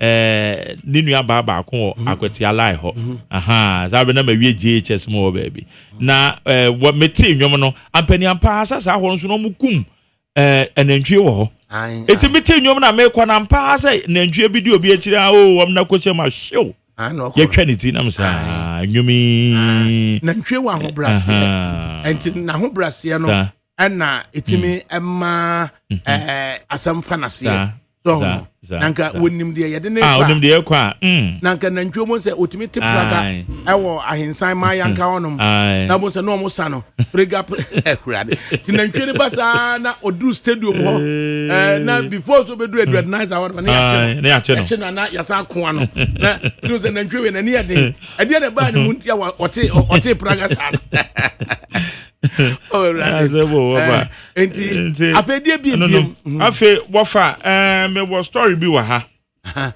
say IGP extensions what am for kasa fa ho pa o ka de dey na okay ono kwa wono na kan na sam say wono de wo ma extension bia wo ma extension bia de afe ko si san ana ade na wahunu aja wono na tumi ni woni nsam enti tete yohonu from December 28 and go back terminal retirement na you know and now was so 2 years man 2 years na there you wa twene yem process 4 year adwuma den enti mama mfa we so mfa nka nkire no say eye awuche de wo mu an say nkpo pai wo free suhum amenase na wo ba yaya glover hono no for whatever reason wo bende ya peno on the dual carriage no wo bende ya na prosifo anadwo na omode eye pampim asi wonom na the way pampim ni si wonom no very very dangerous so and to pie so prekope na illumination bi aso ni ho na sa bend no mu aso no ensuo esane afriwa abegu kwanum enti samunne ka mienu kwa na mo ba na eye ensuo no eta ho sa ba ko no wo kofa nsuo no mu twawu no obeka ko nifa bonkum so oka ko bonkum so a na jesa wo so wo nam bonkum so dada no na wo so wo ne be pere so wo ne be pere so no a afi santai na makwa ko to police barrier na die ne beba minim awoche nkpokpai divisional command regional eastern south command die ne beba Mr. Bossman mo be ma prosifo na ko gina sa bend mu ho sa etika no di 10 efrusu mu ba obende ya na prosifo na jeje tum it is a beya kam frisenka prosifo de mu nyina eye ahwemu na obi fira kire ba ne wa hunu se prosifo ene gina we don na sa wo de ko bend mu sa no a e ma ne ya ahomete sem hwe enura ahomache be 2:30 am ade be chenura no hwe contractor wo ye ofanko ha majeli usanidi free usanidi free John Tay eba edibo fanko abe join the expressway na ediba achimota no unza ube veg to the right now what me see from ako year of fanko runabout akojina na contractor no omo ye adwuma wo central reservation no a wo de concrete no ache kwan mu me no na wo de eye concrete caps aje kwan kakra nti kwan ne nya do obiem akoye 1.5 na majari ufri John Tay no so a usane na wodi aba abom ho na wako right na watimi afa ye fen sen from ho de akọ runabout and we close to gabo no at 2:30 am and a small car back or call right on nti watu no bo ase na gabo no swa na bus ba ko kuta nipa 31 nti driver and conductor na kan nipa na 33 na ogina eye car keto na chi ono so twen amma car keto na timi akọ right ono so awura tokrumo na wode aba fanko run about wo na Kia Rhino bi esu di bus na chi na another truck esu so edi Rhino na chi na fe 80-ton vehicle okuta aye sade we bondin san okuta de nkunya de sey upper west enkuto okuta 80 tons enti wo piefre so wa wo ba no na ohunu say nanim na block osa na washas ye sane no truck no mudu yes betwe no enti atwe no na otia mu kawu to obabe kawu 2:30 am to obabe kawu no na bus driver no ohwe ne mirom etie dede ne free na chi no se kawu na kwa no tia mu ba no ɛna ɔreverse free truck keto car keto no car keto ne kyegye no on contem reverse ye eba na chikakra bi no de fa ne nkyɛn ɛna ne kyerɛ expressway no so ba achimota ɛna rhino no ɔno so di ɛyɛ bus na chi no de odi na chi ansa na truck na ba no ɔno so tumi bypass rhino no entimi amfiri hɔ ntem the truck no ɛde jam rhino no akyiri kakra ɛna ɔde koko bubu ɛyɛ concrete caps no ɛwɔ hɔ a subject of investigations approach for ma 7 ɔmo hwem but then anopa ye call ya ye ko susuo no contractor na found it necessary that obe widen baby anka na bus no any small car no ewura no adent no widen ho enti wan calculate ehunu say obi be wura sa atokro ketua no mu a ebe hold main stretch no ama said the truck no preacher ho no ba no ono se concrete crepes no baako 5 na asɛn oje baako bia $40 into no edge $200 for no concrete caps na asɛn no right but kokofia truck no ɔde bo concrete caps no munti no nanim nyinaa sɛn and ɔde bo rhino no so no ɔno so no ama ne shaft no normal kakra na bus no otimi dwane ye na ubusa ho sɛ would you say the police investigation should extend to the contractor say wo ye kwan and now they also protect workers at area central reservation into the concrete caps aji kwani biafa and we a small angle say on far right one fanko or fanko honum and they so now free say we are the pa I don't know about the wide so that it will be easier say obi betimi afam on check so we and money challenges are approach for ekom na the massa asem we make no some same spot no maame no nyame mfa ne currency ma vida on na ye MTT the commander ewo ma 7 we get say accident si o ba bi American ho asem ya maame ni gina ho na omu susu na car ba ko ebetwi fa maame no so and the police ma ye de koto hospital UGMC and commander na ewu ye enti say ho ma 7 police ni bia wo ya MTTD say odru sa sport no a na oma ye emotional incidental minua ba ko na abaye commander say master bawa so hu no enti obusa hu say contractor wo ye kwan no say na wo se wo ye ni yi a ade enti na central reservation no wo wie wo adwuma kra so still with the concrete caps age kwan no kakra ama kwan no aklosu na face to there is a 10 in awudi room ade akọ ofanko enanu a accident ni si wie ye no ene wakọ widen ho na we ekwa gise majaru kokogina court ne ebo driver for charge na be hu no just asip say driver no kwa yen kan kire ne charge ade abo no ni aka kire say bra police bra court okoduru court a judge na nimu ha no na ye fe ne say ya bone charge pe na just say afoforo no ya susu say driver ni do be bie na no aka say midifo and here is a case and also so teacher man police station anim ho a ahomache don ko ne fa economy no ana and also so the same thing bus ni di tanker achi bus no wo outer and a tanker no wo inner suddenly na a stationary car wo teacher man a police station anim one ma na were two across the tanker no o two cross o tank na chese tank na person avoid no the tank na yes o avoid no and o jackknife ye and o bus no kwam and a bus no so asu nipa 34 driver ni mate kan wa nipa 36 and o avoid the tank no straight and o de kokobo bidie car esi bus stop right and o de bom a charge ba ya ne say bus driver no and ya charging a careless driving yam ka adekro why say you charging the same and na you didn't go in court you didn't gina judge na nim no and was me difo na me wasem ka na judge so yes enkotokoto sam pacho asem bia person kan bia no wo so difo asem a person kan no kama mintie ana driver no e kan de see say ahomache no ekobo be no mi no na odi one tanka ne nyina na eba ade tanka ne di nanim kakra tanka no wo inner ono wo outer the who yan say tanker na jackknife waba nanim na police for reporter omo de ball driver na charge ya de call court no na tanker driver no so aka say ka bi ne tusi manim or cross manim na me so make call say be kako nifa no ene kokosi bus nanim ena bus driver so say me so see manim no na me de ball tanker no a manim de be sie ena me to call nchen na koko ball be die car no tanker driver no onyina court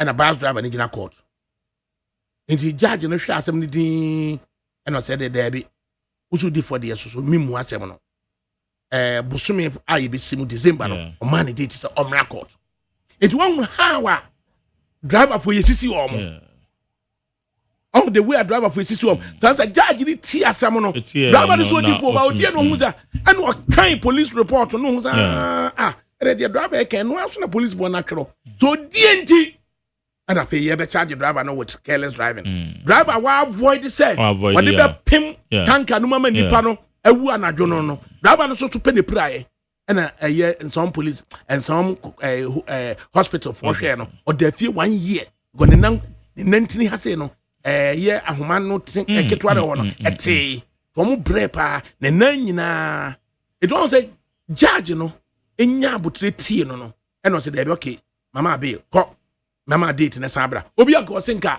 why but master afa bibi judge na dwene mu aye no kesene bi sa enti kwanya ye faso aya na ye treat driver for no unse we contractor ofanko no wamma kwana ya sa no on say rather no aye driver mo ni ye ko charge no with an offense but so hwemu pa Europe I was insurance companies etimi any contractor ni di no nyonyo no because I didn't accident ni see afa de wakọ widen ho na just would so we hear the sound and kebe you didn't do care and attention alcohol it be the be amasama make answer driver for isisi omo no ye hwe ye if you say your plan say driver for no illiterate and that's omo ye semi literate and now omo need access to quality advice and representation it did be no driver no kura ye de na court yan kan kire no no say bra court okoduru court wa na kan sem kura wa ya kire no na abiri na ni so na akwakwa say the only thing about me I understand the minga say me differ thinking say me differ ye bebo me ka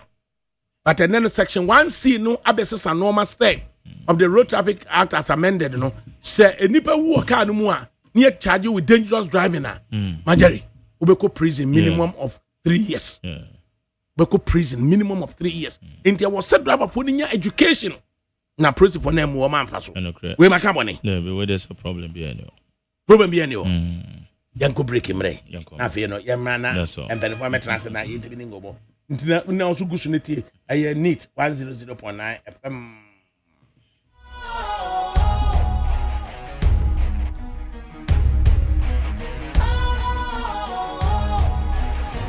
What's cool, fresh and trendy with a new look? Makes you feel real good, that refreshing vibe. Satisfies you right just the way you like. Do you know? Do you know? Do you know? Ain't gotta do it alone. Specialized makes you flow. Anytime, anywhere. Specialized feel different. Always think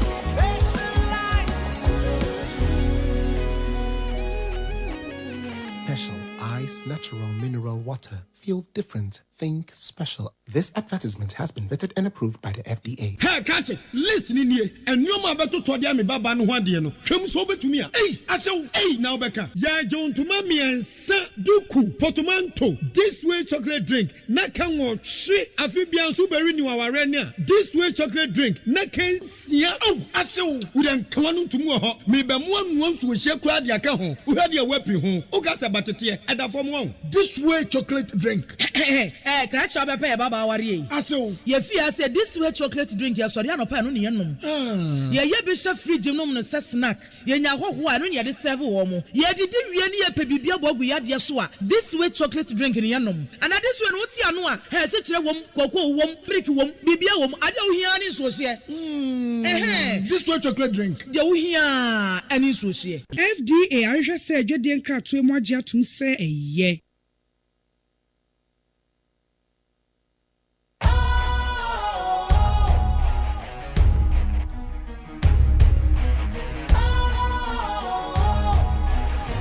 What's cool, fresh and trendy with a new look? Makes you feel real good, that refreshing vibe. Satisfies you right just the way you like. Do you know? Do you know? Do you know? Ain't gotta do it alone. Specialized makes you flow. Anytime, anywhere. Specialized feel different. Always think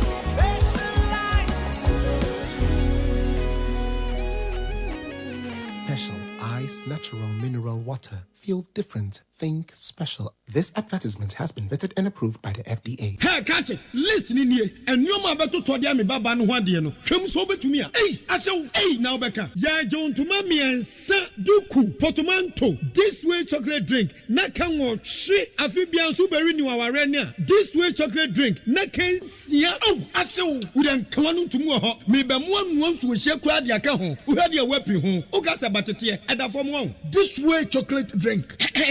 Crash up a pair, Baba Warrior. Aso. Ye fear said this way chocolate drink, your Soriano Panunianum. Ye bishop free gymnum snack. Ye now one, ye the seven woman. Ye did any pebibia bogu yad yasua. This way chocolate drink in Yanum. And at this one, what's Yanua? Has such a woman, cocoa woman, pricky woman, bibia woman. I don't hear any social. This way chocolate drink. You hear any social. FDA, I just said you didn't crack to more to say a ye.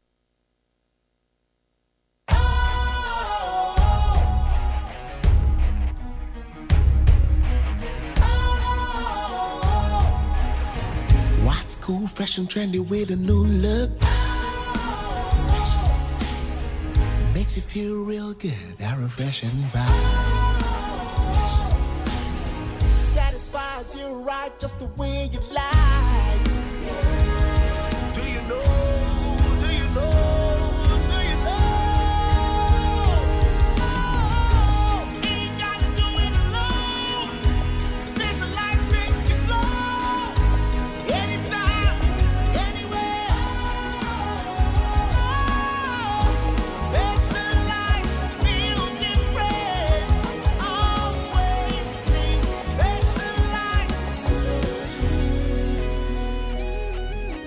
special ice, natural mineral water. Feel different. Think special. This advertisement has been vetted and approved by the FDA. Hey, catch it. Listen in here. And no man better to me baba no one dear no. Come so to me. Hey, I say, hey, now Becca. Ya John to mammy and Sa Duku, Potomanto. This way chocolate drink. Nakan or shit. Amphibian super renew our arena. This way chocolate drink. Nakan, yeah. Oh, I say, we don't come on to more. Maybe one wants to share crowd your home. Who had your weapon home. Ogasa Batatia. And a form one. This way chocolate drink. Crash up a pair, Baba Warrior. Aso. Ye fear said this way chocolate drink, your Soriano Panunianum. Ye bishop free gymnum snack. Ye now one, ye the seven woman. Ye did any pebibia bogu yad yasua. This way chocolate drink in Yanum. And at this one, what's Yanua? Has such a woman, cocoa woman, pricky woman, bibia woman. I don't hear any social. This way chocolate drink. You hear any social. FDA, I just said you didn't crack to more to say a ye. Needs 100.9 FM Suni. Na Wednesday, November 26, 2025. Raymond Goodwill, or say Wafa. About 4 days ago, I bought fried rice at La Paz at a very popular fast food joint. When I started chewing, the taste was different. and strange, and it was not dissolving and felt like plastic, and the bone is shining brown. The food and drugs must be up and doing. These Chinese are bringing anything and everything into this country. And or they buy. Erike Buadi, and also they buy. Erike Buadi, so. Because we told Ghanaians that NDC as a party has nothing better to offer Ghanaians. Again, but some Ghanaians didn't listen. President Mahama can go ahead and sack the EC boss, Jean Mahama and her deputies. But don't forget the future is pregnant. Anna or they buy. Minye interview back on Emra. Ura Musa Dankwa, or executive director, Global Info Analytics. Na or the MPP delegates po November 2020 November 2025 no dia bay. Now I say MPP delegates poll 2026 presidential elections. Na yen ni nkomo. Idi yamwa me di osu ofa. Idi na wi what you saying? Yami adom ye ko. Yo. Tell us. November 24, 2025. Na no juada. Global Info Analytics. A summary of findings about polling more for the MPP delegates polling relating to 2026 presidential primaries. Tell us, outline or anything. You me that Obekaya August, September, October, MPP delegate poll. November, next one, the tracking poll just among the MPP delegates. It is about combatant in there, combatant on the same. Luckily, the only MPP delegates from 267 constituencies from Kashre. The place he called telephone. Echo 267 random conferences, and they interviewed 3,000. You could see 43% of them said almost one in there. I'm back to Dr. Mahmoud. I have 4-3. Yes, 4-3. 18% said Kennedy point. 5% said Brian. Near 0 for Iduchun and Kwabna. Down so 15% said Omuni don't bet one a common country. And at 9% said Omi on the side. The TPR Dr. Baume is still leading in the race with 43%.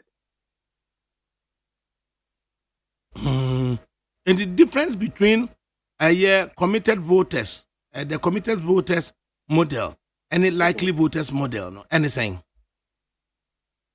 You can't commit. You can't more ball can be you have to away. That's one more. We are undecided. You free. We own swap. We own can't. We almost one can, and I only head for the outcome. What the committed vote? They are committed to voting for candidate A or B or C.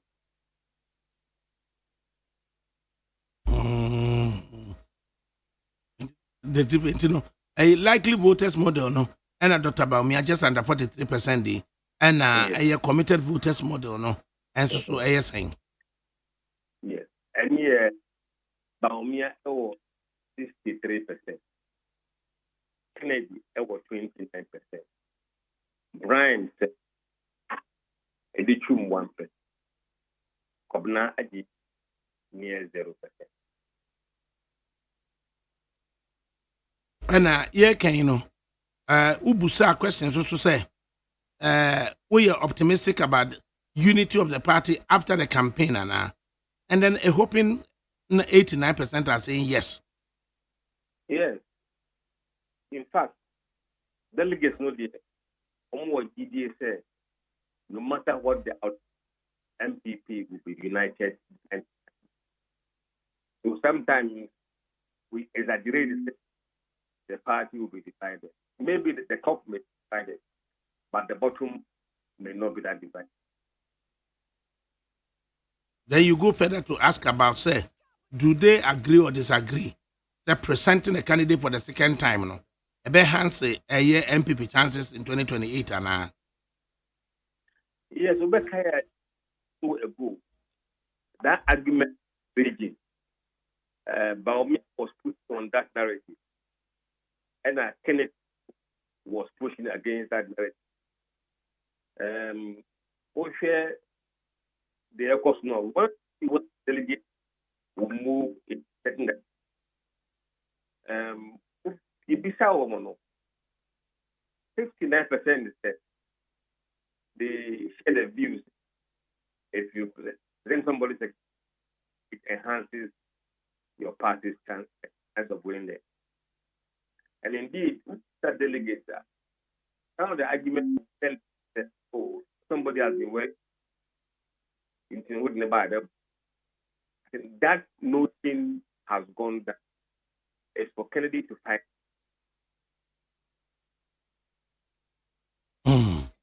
Every say, one more kind said the mere fact that we do be by the second round, no, second time, no, enhance the chances, no. One more, okay, site Kennedy. I'm also the Omodia to Jar HSA 2024 elections, and so almost the year Juma. There's a total of 276 constituencies. The 276 constituencies, you know. Almost I'm going to say Dr. Muhammad Bawumia only won 77 out of the 276 constituencies. Not just 199 constituencies, you know. When to me, I'm winning. I'm almost actually Mukurana, almost a permanent in 16 regions. In the Upper West region, there were 11 constituencies. Dr. Bawumia won 0 in that constituency. Upper East region, there were 15 constituencies. Dr. Bawumia won 0 constituencies in that region. In the Savannah region, there were 7 constituencies. Dr. Bawumia won 0 out of the 7 constituencies. In the Western North, there were 9 constituencies. Dr. Bawumia won 0 out of the 9 constituencies. In the Volta region, there were 18 constituencies. Dr. Bawumia won 0 in that 18 constituencies. In the Oti region, there were 9 constituencies. Dr. Bawumia won 0 in those 9 constituencies. In the Bono East, there were 11 constituencies. Dr. Muhammad Bawumia won 0 in those constituencies. In the Bono region, there were 12 constituencies. Dr. Bawumia won 1 constituency. In the Ahafo region, there were 6 constituencies. Dr. Bawumia won 1 constituency. In the Western region, there were 17 constituencies. Dr. Bawumia won 1 constituency. In the Central region, there were 23 constituencies. Dr. Bawumia won 2 constituencies. In the Greater Accra region, there were 33 constituencies. Dr. Bawumia won 2 constituencies. In the Northeast, there were 6 constituencies. Dr. Bawumia won 3 constituencies. In the Northern region, there were 18 constituencies. Dr. Bawumia won 5 constituencies. In the Eastern region, there were 33 constituencies. Dr. Bawumia won 23 constituencies. In the Asante region, there were 47 constituencies. Dr. Bawumia won 38 constituencies. And the fact of say, you're presenting a second time, increasing the chances as the Global Info Analytics poll tell us. But then, such statistics we and also air catcher a delegates on the ground. What do we make of that? That we don't have the reasons or justify that. We just tell you that, see, it's up to them to see that narrative. But so far, that's what they have been telling. Now, you have to also be very mindful of MPP delegates. why what is their philosophy? What do they believe in? MPP delegates are very specific.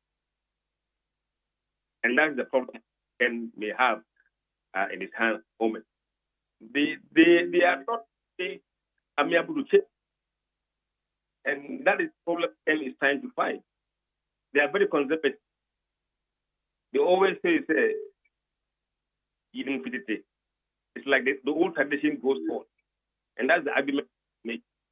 As to how he can overcome that, I think it's up for him and his campaign team to find a way to fit into the head delegates and tell them other.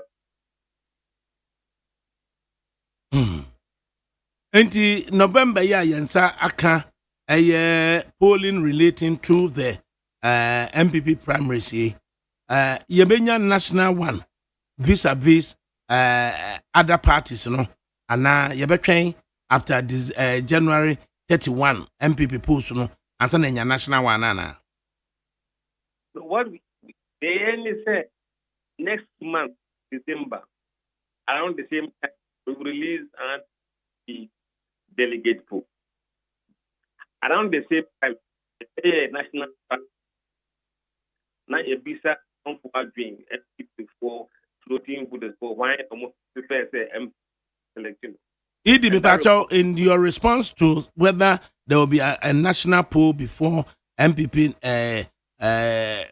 delegates flag bearership contest no, but you kakrama so that I can hear you clearly what your response is. The main person says the national tracking poll no, the best starting in December.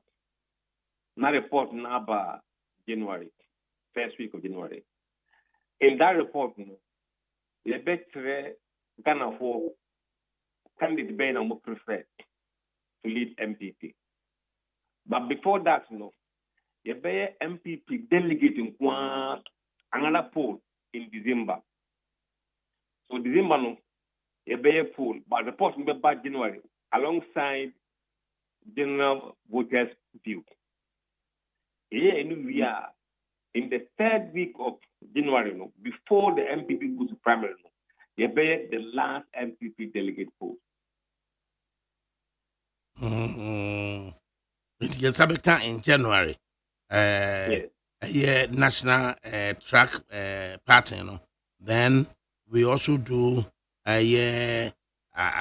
from few days to MPP, you know. Now, Yasan only MPP delegates, and so there. But we know, could there be any change if you are looking at the trend that MPP there? No? Look, as a pollster, you look at the trend and the dynamics of the race. Consistently, the gap between Kennedy and Bawumia, even on the likely model, is about 25 to 23 points consistently. So, and no answer dramatically. It is very unlikely the race will change dramatically.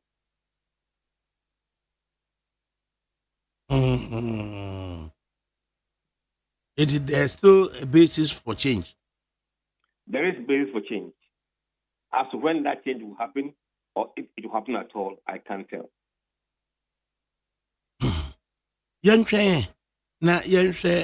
National, so if indeed underlying trend in the MPP, is leading to a win for Dr. Muhammad Bawumia, it remains to be seen. So at the national poll, against whoever win the MP in the NDC, so the Bisiako. Offer. I mean, before I end, let me maybe point something out to you, which is very interesting. Almost see they agreed to some extent said bringing another candidate will help. Not everybody was voting for Bawumia. About 30% of Omotuma Brian, they also agreed said bringing a candidate helps, but they didn't vote for Bawumia. Among people who were voting for Kennedy, they include 30%. Second chance Ebwa. but I'm talking about me. So the fact that or say a big one does not necessarily mean that he's voting for Baume in the first round. But the implication of these numbers is that should there be a runoff, then that is where these people will begin to think that maybe the second chance option may be a good reason. So you can see the vulnerability in the candidates from this data. Yo, who don't say we another interesting perspective at the Abba.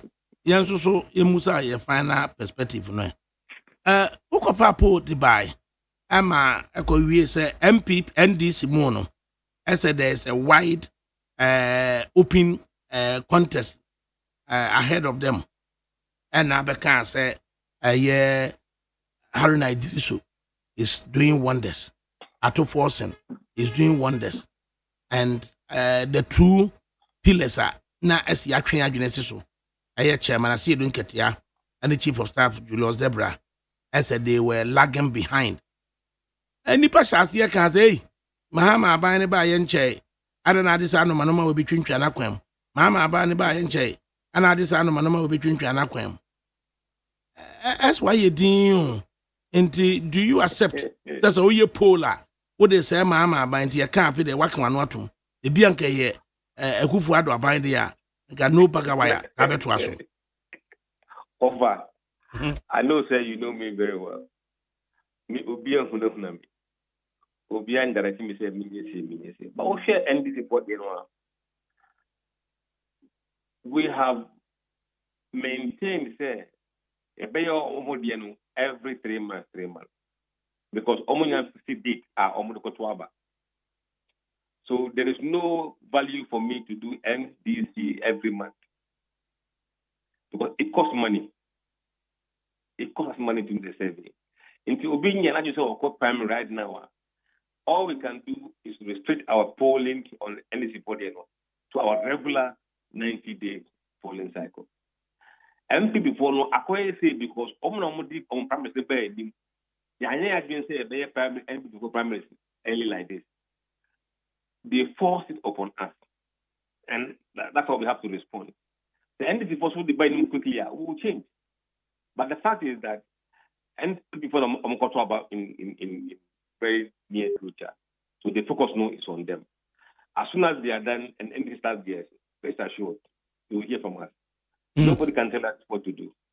Anything about sign indication bang and an NDC Diama Global Info Analytics as yet the any man say a chief of staff Julius Cosidebra or co-work our mensa they call a ketase and chairman I see doing ketia and so thank you to Eddie Darcy ato force in who Ibrahim Haruna Idris who at the end informal that response is a buy actually said their race was wide open na ato force and Haruna and the favorites no. Oh yeah, the perception people have is some candidates must be dominant, must dominate. Omno mudi ewetri party no mu omache omodi omuye omukukura post akukudam.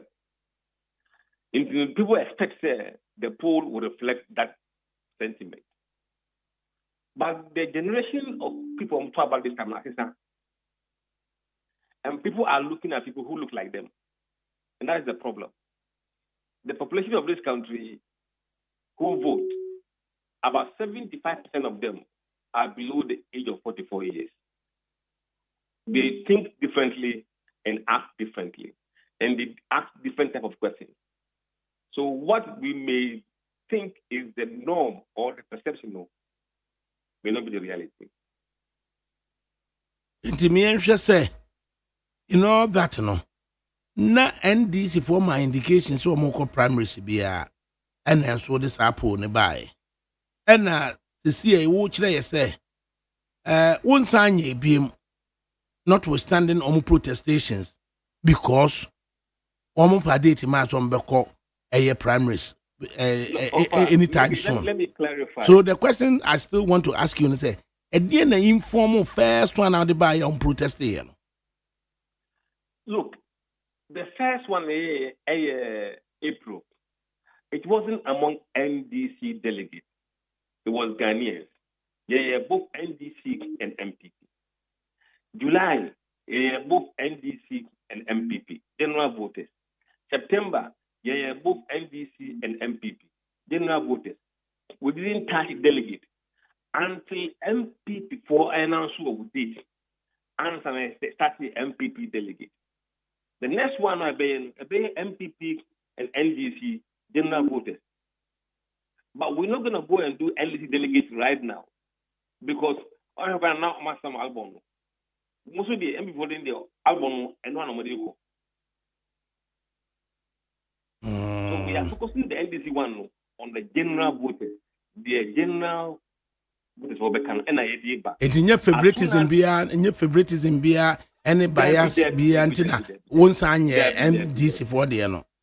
There be. Okay. No, say MP for the now if you say tension people want to know we may even risk to do NDC delegate, even though we know say that list will change. Yo. Right. And yeah, Pam watch them. But in Nippon be a shall say can't cast on ADAKABRI with Nippon so on say you can't say or send this or say John Mahama bind there. Also we jay home or so and also so no. They in another bind there or no bagawaya or bet so lack of understanding. That's it. Finally, Miminda Ebe and Mrs. Nana Kunedu Ajima Rollins. Yakwako ye na ako jo Independence Square a burial service at 6 a.m. and na black near the call. Can you spare some 32 seconds to comment on the burial of Mrs. His Excellency Nana Kunedu Ajima Rollins? Anna offer long ago. The only name we knew among women in this country was Nana Kunedu Ajima Rollins. We are Padao, you Penio, you have come across her name. Her role in women's development in this country is very, very huge. She has indeed served this country very well. And it is our duty to show our last respect for the former First Lady. May her soul rest in peace. Right. There was a ED Musa Dankwa. Musa Dankwa na now David Ampofu has given out a very beautiful tribute of His Excellency Nana Kunedu Ajima Rollins. Yentie David Ampofu asmokai.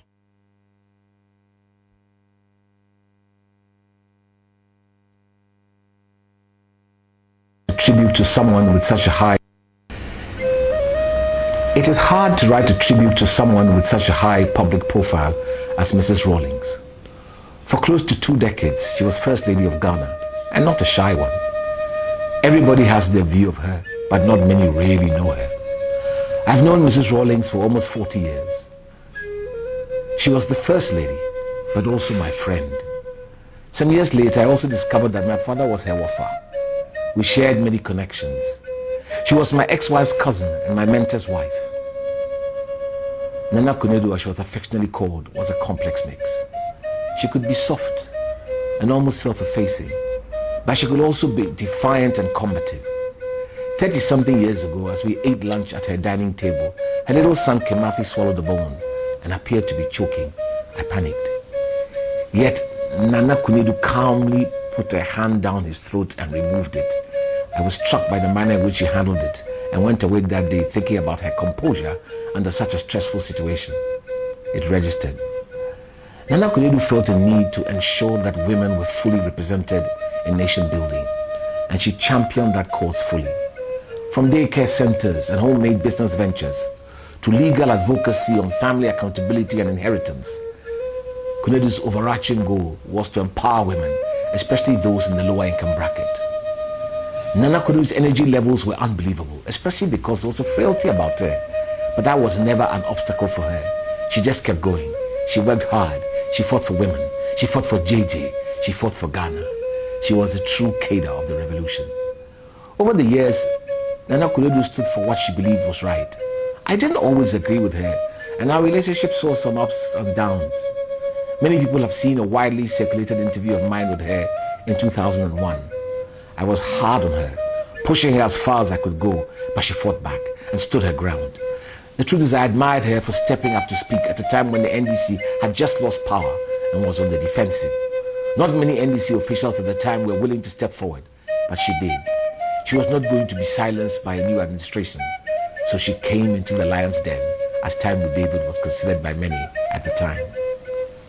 Ghana has lost a champion of women's rights and a strong advocate in the fight against underdevelopment. May Nana Kunedu Ajiman Rawlings always serve as an inspiration to young women with an ambition to serve. May the good Lord grant her soul eternal rest. It is hard to write a tribute to someone with such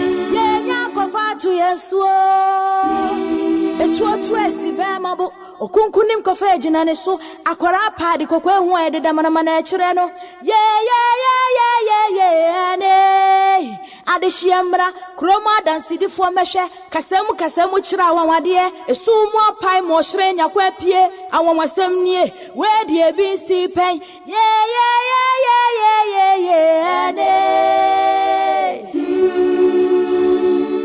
Neat FM ye mamwa kwaba. Right. Enti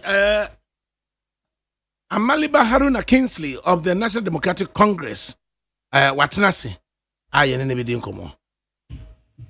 Adansi agromesa this year. Asa ahonfe. Amaliba ahonfe. Kingsley ahonfe. O Kathleen ni great. That's the power over. Why are they? Mepe bakwa bro. Adaroma. Mrs. Rawlings. Yeah. Ese animonyam bi abata ne din ene na yiyo ho. Ama wo hwe otumfu akomfe de hene eye busua panyini. Enhyehyɛ omode agu akwan mu no. Nonsia ye awusum de ama no. E Independence Square. Obi ahye black. Ebi a ebekwa kusie na trans we Independence Square wo. Ye pon memene da ya pon. Kasa bi ani ho. Nanso so no achinyigye ni ho. Efa the role of Mrs. Rawlings in women empowerment. We akoda, we abofra. They are working kind they afa no ho. Ene de obepese. Obeka ma yatibi. The road is your face.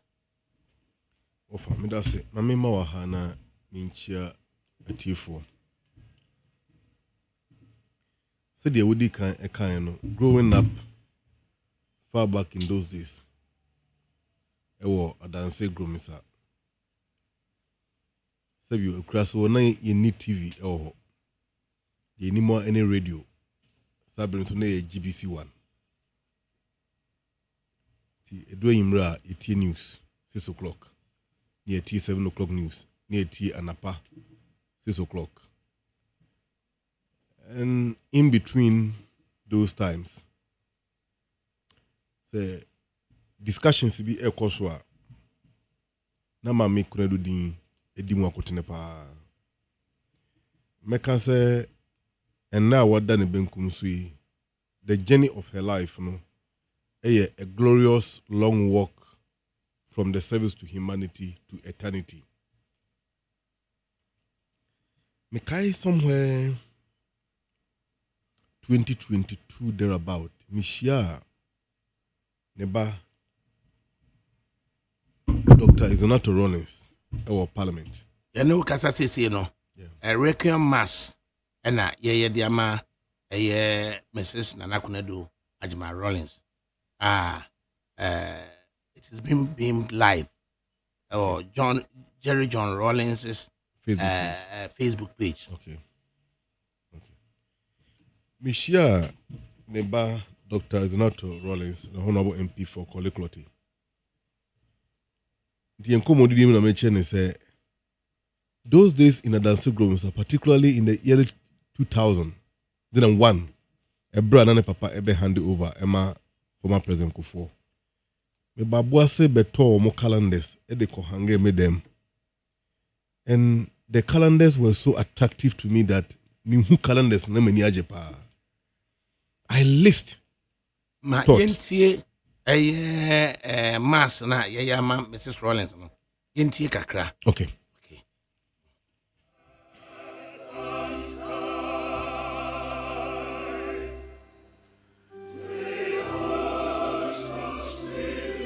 Mrs. Her Excellency Nana Kunadu Ajimai Rollins. Memene da ene ebe ye wusum de ama no. Na ye nyina yabotuntum. Na ye de akojam no ama yakata akiri kra atena se anum sikasa. Memene da na twam a na atwam. Ene se ne ye mass e de ama no yi.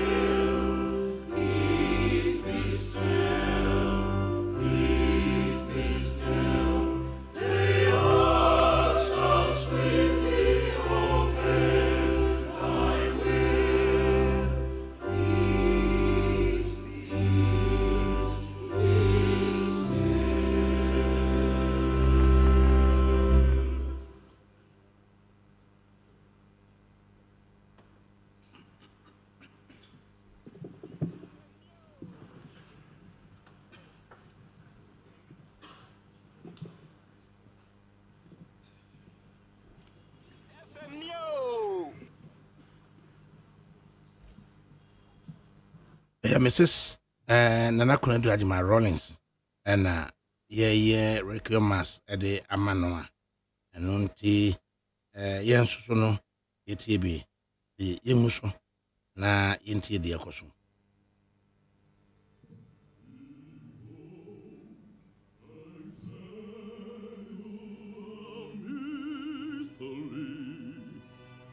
We shall not all sleep, but we shall all be changed in a moment, in a twinkling of an eye,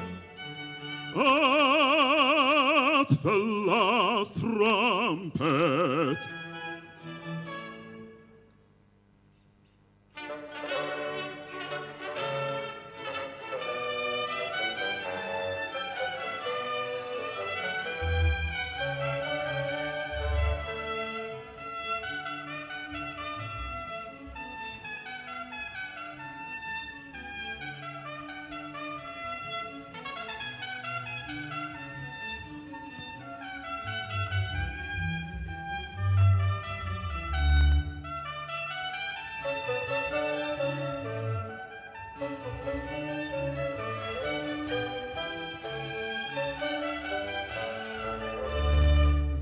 trumpet shall sound,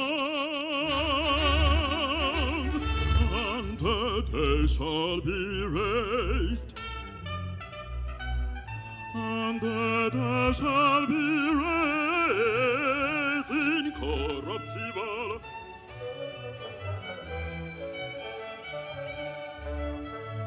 The trumpet shall sound, and the day shall be raised incorruptible, be raised incorruptible, and we shall be changed,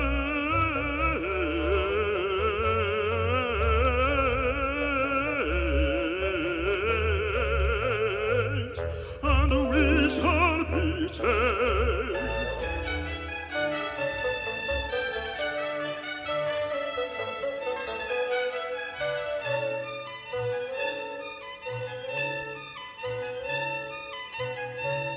The trumpet shall sound, the trumpet shall sound, and the day shall be raised,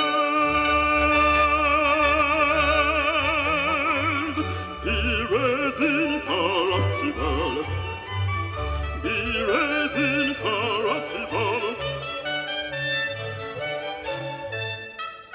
and we shall be changed, be changed,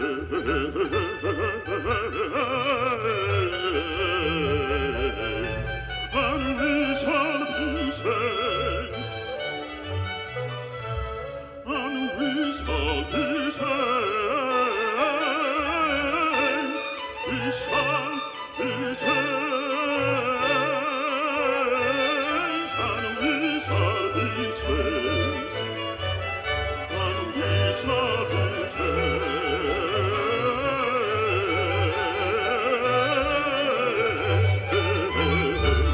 and we shall be changed, we shall be changed,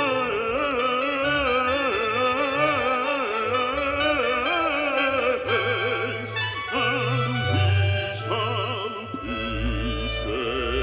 changed. Right. Amaliba.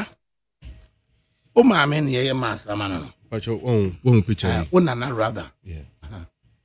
Yes. It was one of my favorite pictures in those days. Oni ni kuno JJ Rollins. Yes, Ene ne mama miensa, ene ne babema. Exactly. Yeah, Amina Yas Antwa Zanato and Kimitri, right? Is it Kimati?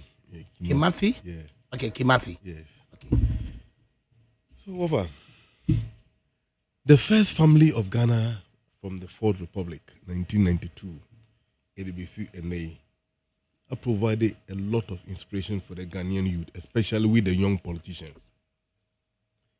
Growing up, na me bota ye ina say me secondary school, me join Ghana Armed Forces. But I read a book by Kevin Shillington, Ghana and Rollins Factory. Over Kaiser book no. Ghana and Rollins Factory. Ewo adase formula library. Me yadaji read the book ni ye pa. The state library. Catchro. Sa book ne sa madre.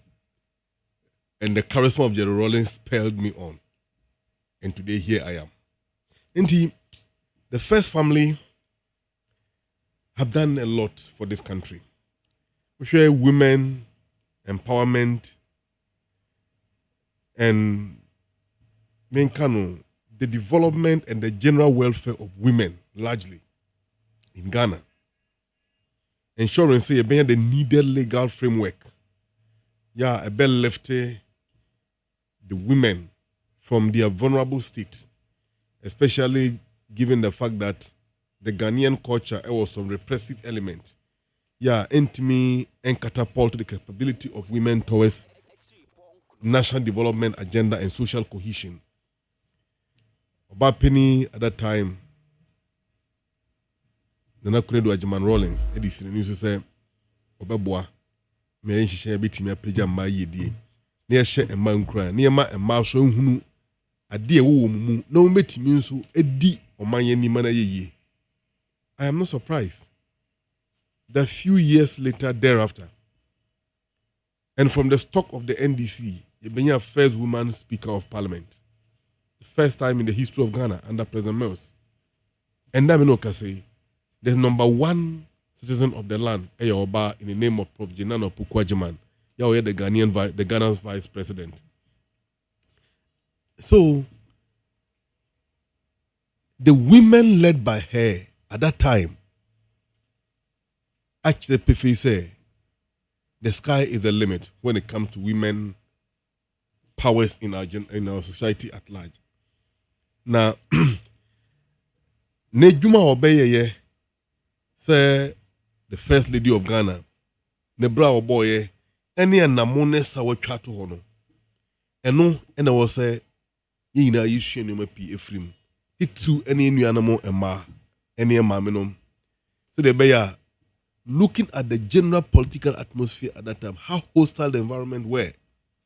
As a manager of the first family home, Michelle President Rollins documentary say it got to a time when one person the man never buy any pee. That he thought anything can happen to him at that material time. Now one person be no so emotionally attached to him. Yeah, BBC and Kuala to me and continue. So it was a deliberate decision to keep the children away from him. To jam Kuala mama said the beya obe hande one more. So there appeared to be a separate life between the then president and the Bushiano, all because of Ghana, some and Ghana who don't try. How many people and how many women and children can suffer that social isolation from the masculine role of the family and sacrifice that because of Omain Intra? Enti ene jama meno na ye SCC ho akopɛ ne krabre na ɔtwe da ye nimu yi na ɔtwe na wie ye de mesre ne sɛ ye nyina ye mfa nkwa dwunwinim na sɛbe wo ye nipa ene bi wo ɔyɛ ye soso a enso ɛyɛ ne sento na mom me madwunimu de ɔyɛ ya abo ɔman no ye ne NDC as a political party which has given birth to government succeedingly in the Fourth Republic, entimin claiming that power without the rule of Jerry Rawlings' wife and then President Rawlings himself. So say woman no mo die free baby ane wono. Woman no mo yi party ni pie na de bedru hanne. Into within the NDC, we still revere Mame Ajumai Kredu as a unique and indeed the best gift for Oman Ghana and the party NDC. And you're ready for the currency ye. NDC no. We do there. I didn't know as one NDC for no. As a uncle say Isusu ye. Emma de Kote NDP. Ofa. Say a political party is a conglomeration of people. And a umbrella of a share of ideas, views, and obia and a perspective. And we can disagree and agree. But whatever happens, Mimi Huni say it was a disagreement leading to a split. However, obia so any interest, or pursue at a given point in time.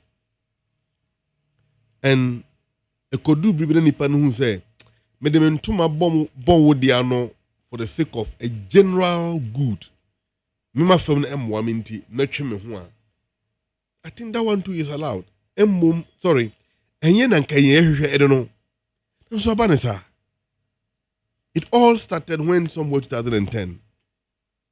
Yeko primaries ewo Sunyane and Fonka and Games get Atamaris elected and friends of the Nakuri Jaman Rawlings. Kamini Hun said, yes, very soon NDC will go through the same process again. President Mahama is serving the last term and we will get a replacer or a successor to him.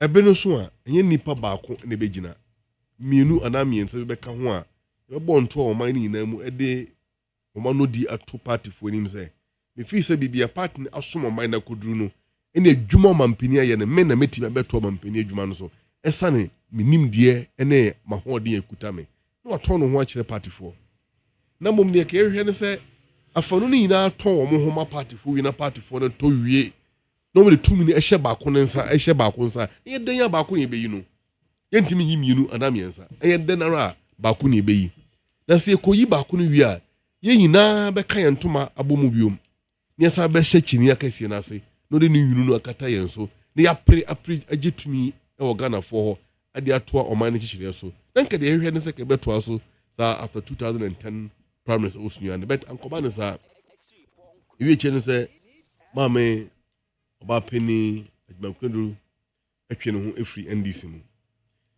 ye di hu ya opi na mom minim sampini for tutu anamo a ka obesa ba ekunu mu nanso antimi ankoba ne sa ono ane ba honorable Senator Rollins ekan bra na ye di NDC for fida e party headquarters na minim se na na muntu su gu akwan mu a ye se ma me ne besa be kan ho biom na party a ono ne kunu edi enim me ye de bae na atena konwa so aye nhya pa ama oman no ke beto asese no so na mom antumi ankoba no sa menne wo de konkranda however eno nso nkyere se na dwuma oyeye e de ma oman no as oba pani ene a member of NDC no at that time ye be na yipemu ye nyina yipemu na se oman pani kan no oman no be jam no se de etie na ye na yie ne kwanso se de oman no ene bushu na ehwefie ho na orderliness a omode eye na yie no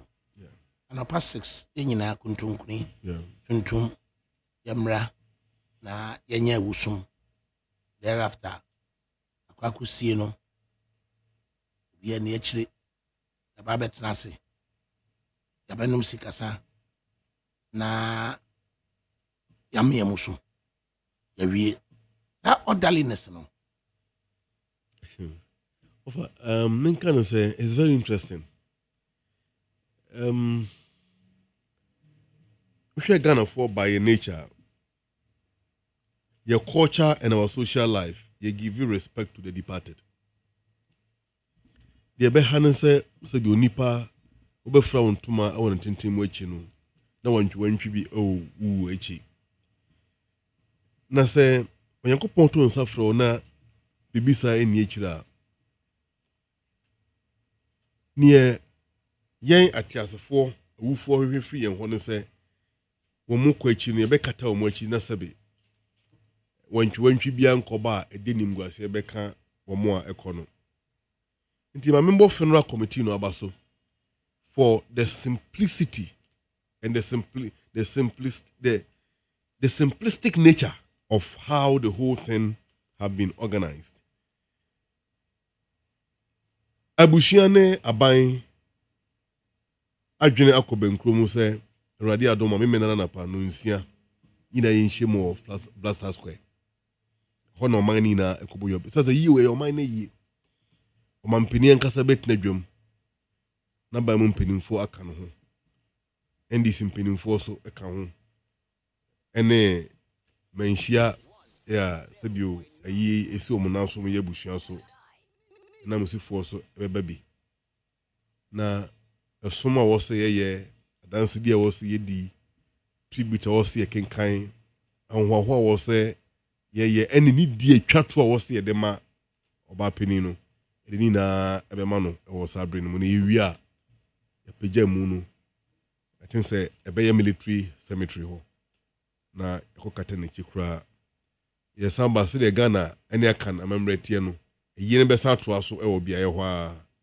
na Awurade ado na yunu eto a na bibia atu apo na chese de yi na kone wiye think say very simple and we expect say bibia be koso jojo na yankopon be ya don se de be ya wantwi bia enkoba na yakata oba peni echi kura na mesre say ye ba eyi na ye nyina ye oman bapa na yemfa yembeda suba mpadi na basabasa bia nsi na ibetimi akroba peni echi na ewie no ewiase na de boy abaso say na ma me peni nso a wakoyi bun kompo hwe ne chi a ne beje se ne ku achi no oman no akate ne chi e wasomdwe kwanso so over gidi se very simple na ne kwanso a the final funeral rites no for Mrs. Rollins no Friday November 28th at the Blaster Square in the family head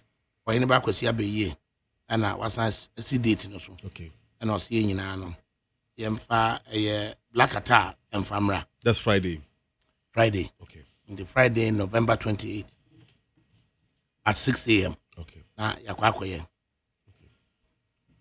Amalba over final comment kakra 5 minutes on national political affairs over me final comment me dey betu dwawie and is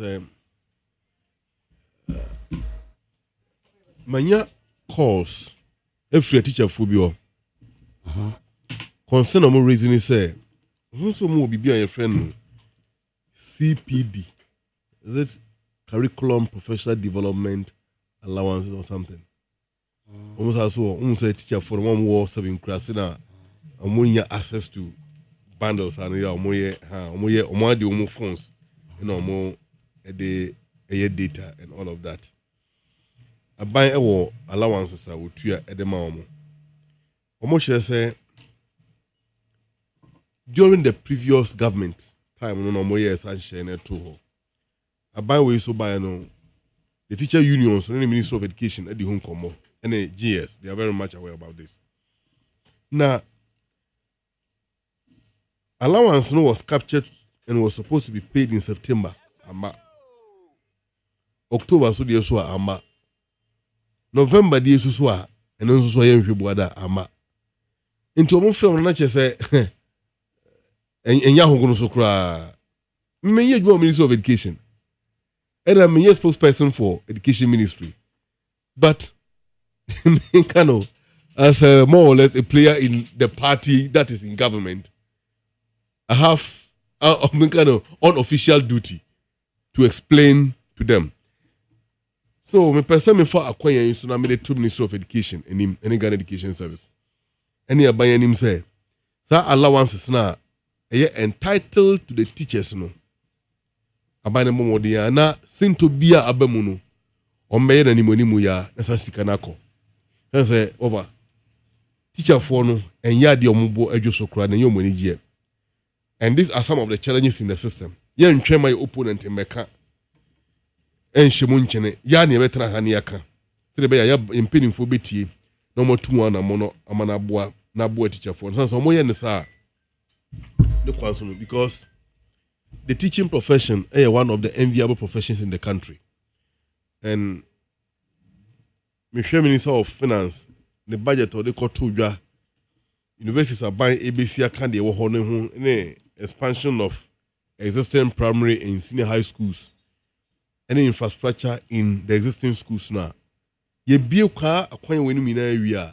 teachers to go and work in all these places. Now, you bet me attract the needed and required manpower to work in these institutions. It presupposes say a buying any teachers for no teacher for no agreement to be on no more government will satisfy a part of the bargain. Say they be a teacher for any budget no more too much. They don't watch it your money.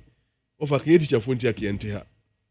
But I dance from na teacher for no more at that time. No me go school. Miss Adazel Kelson Ahmed, no yes senior headmaster at school. And Mr. Bannerman, omo take a decision be about me and personally. And none of them be do hane. Na at the appropriate time for this alcohol natural. As well. But this alcohol natural.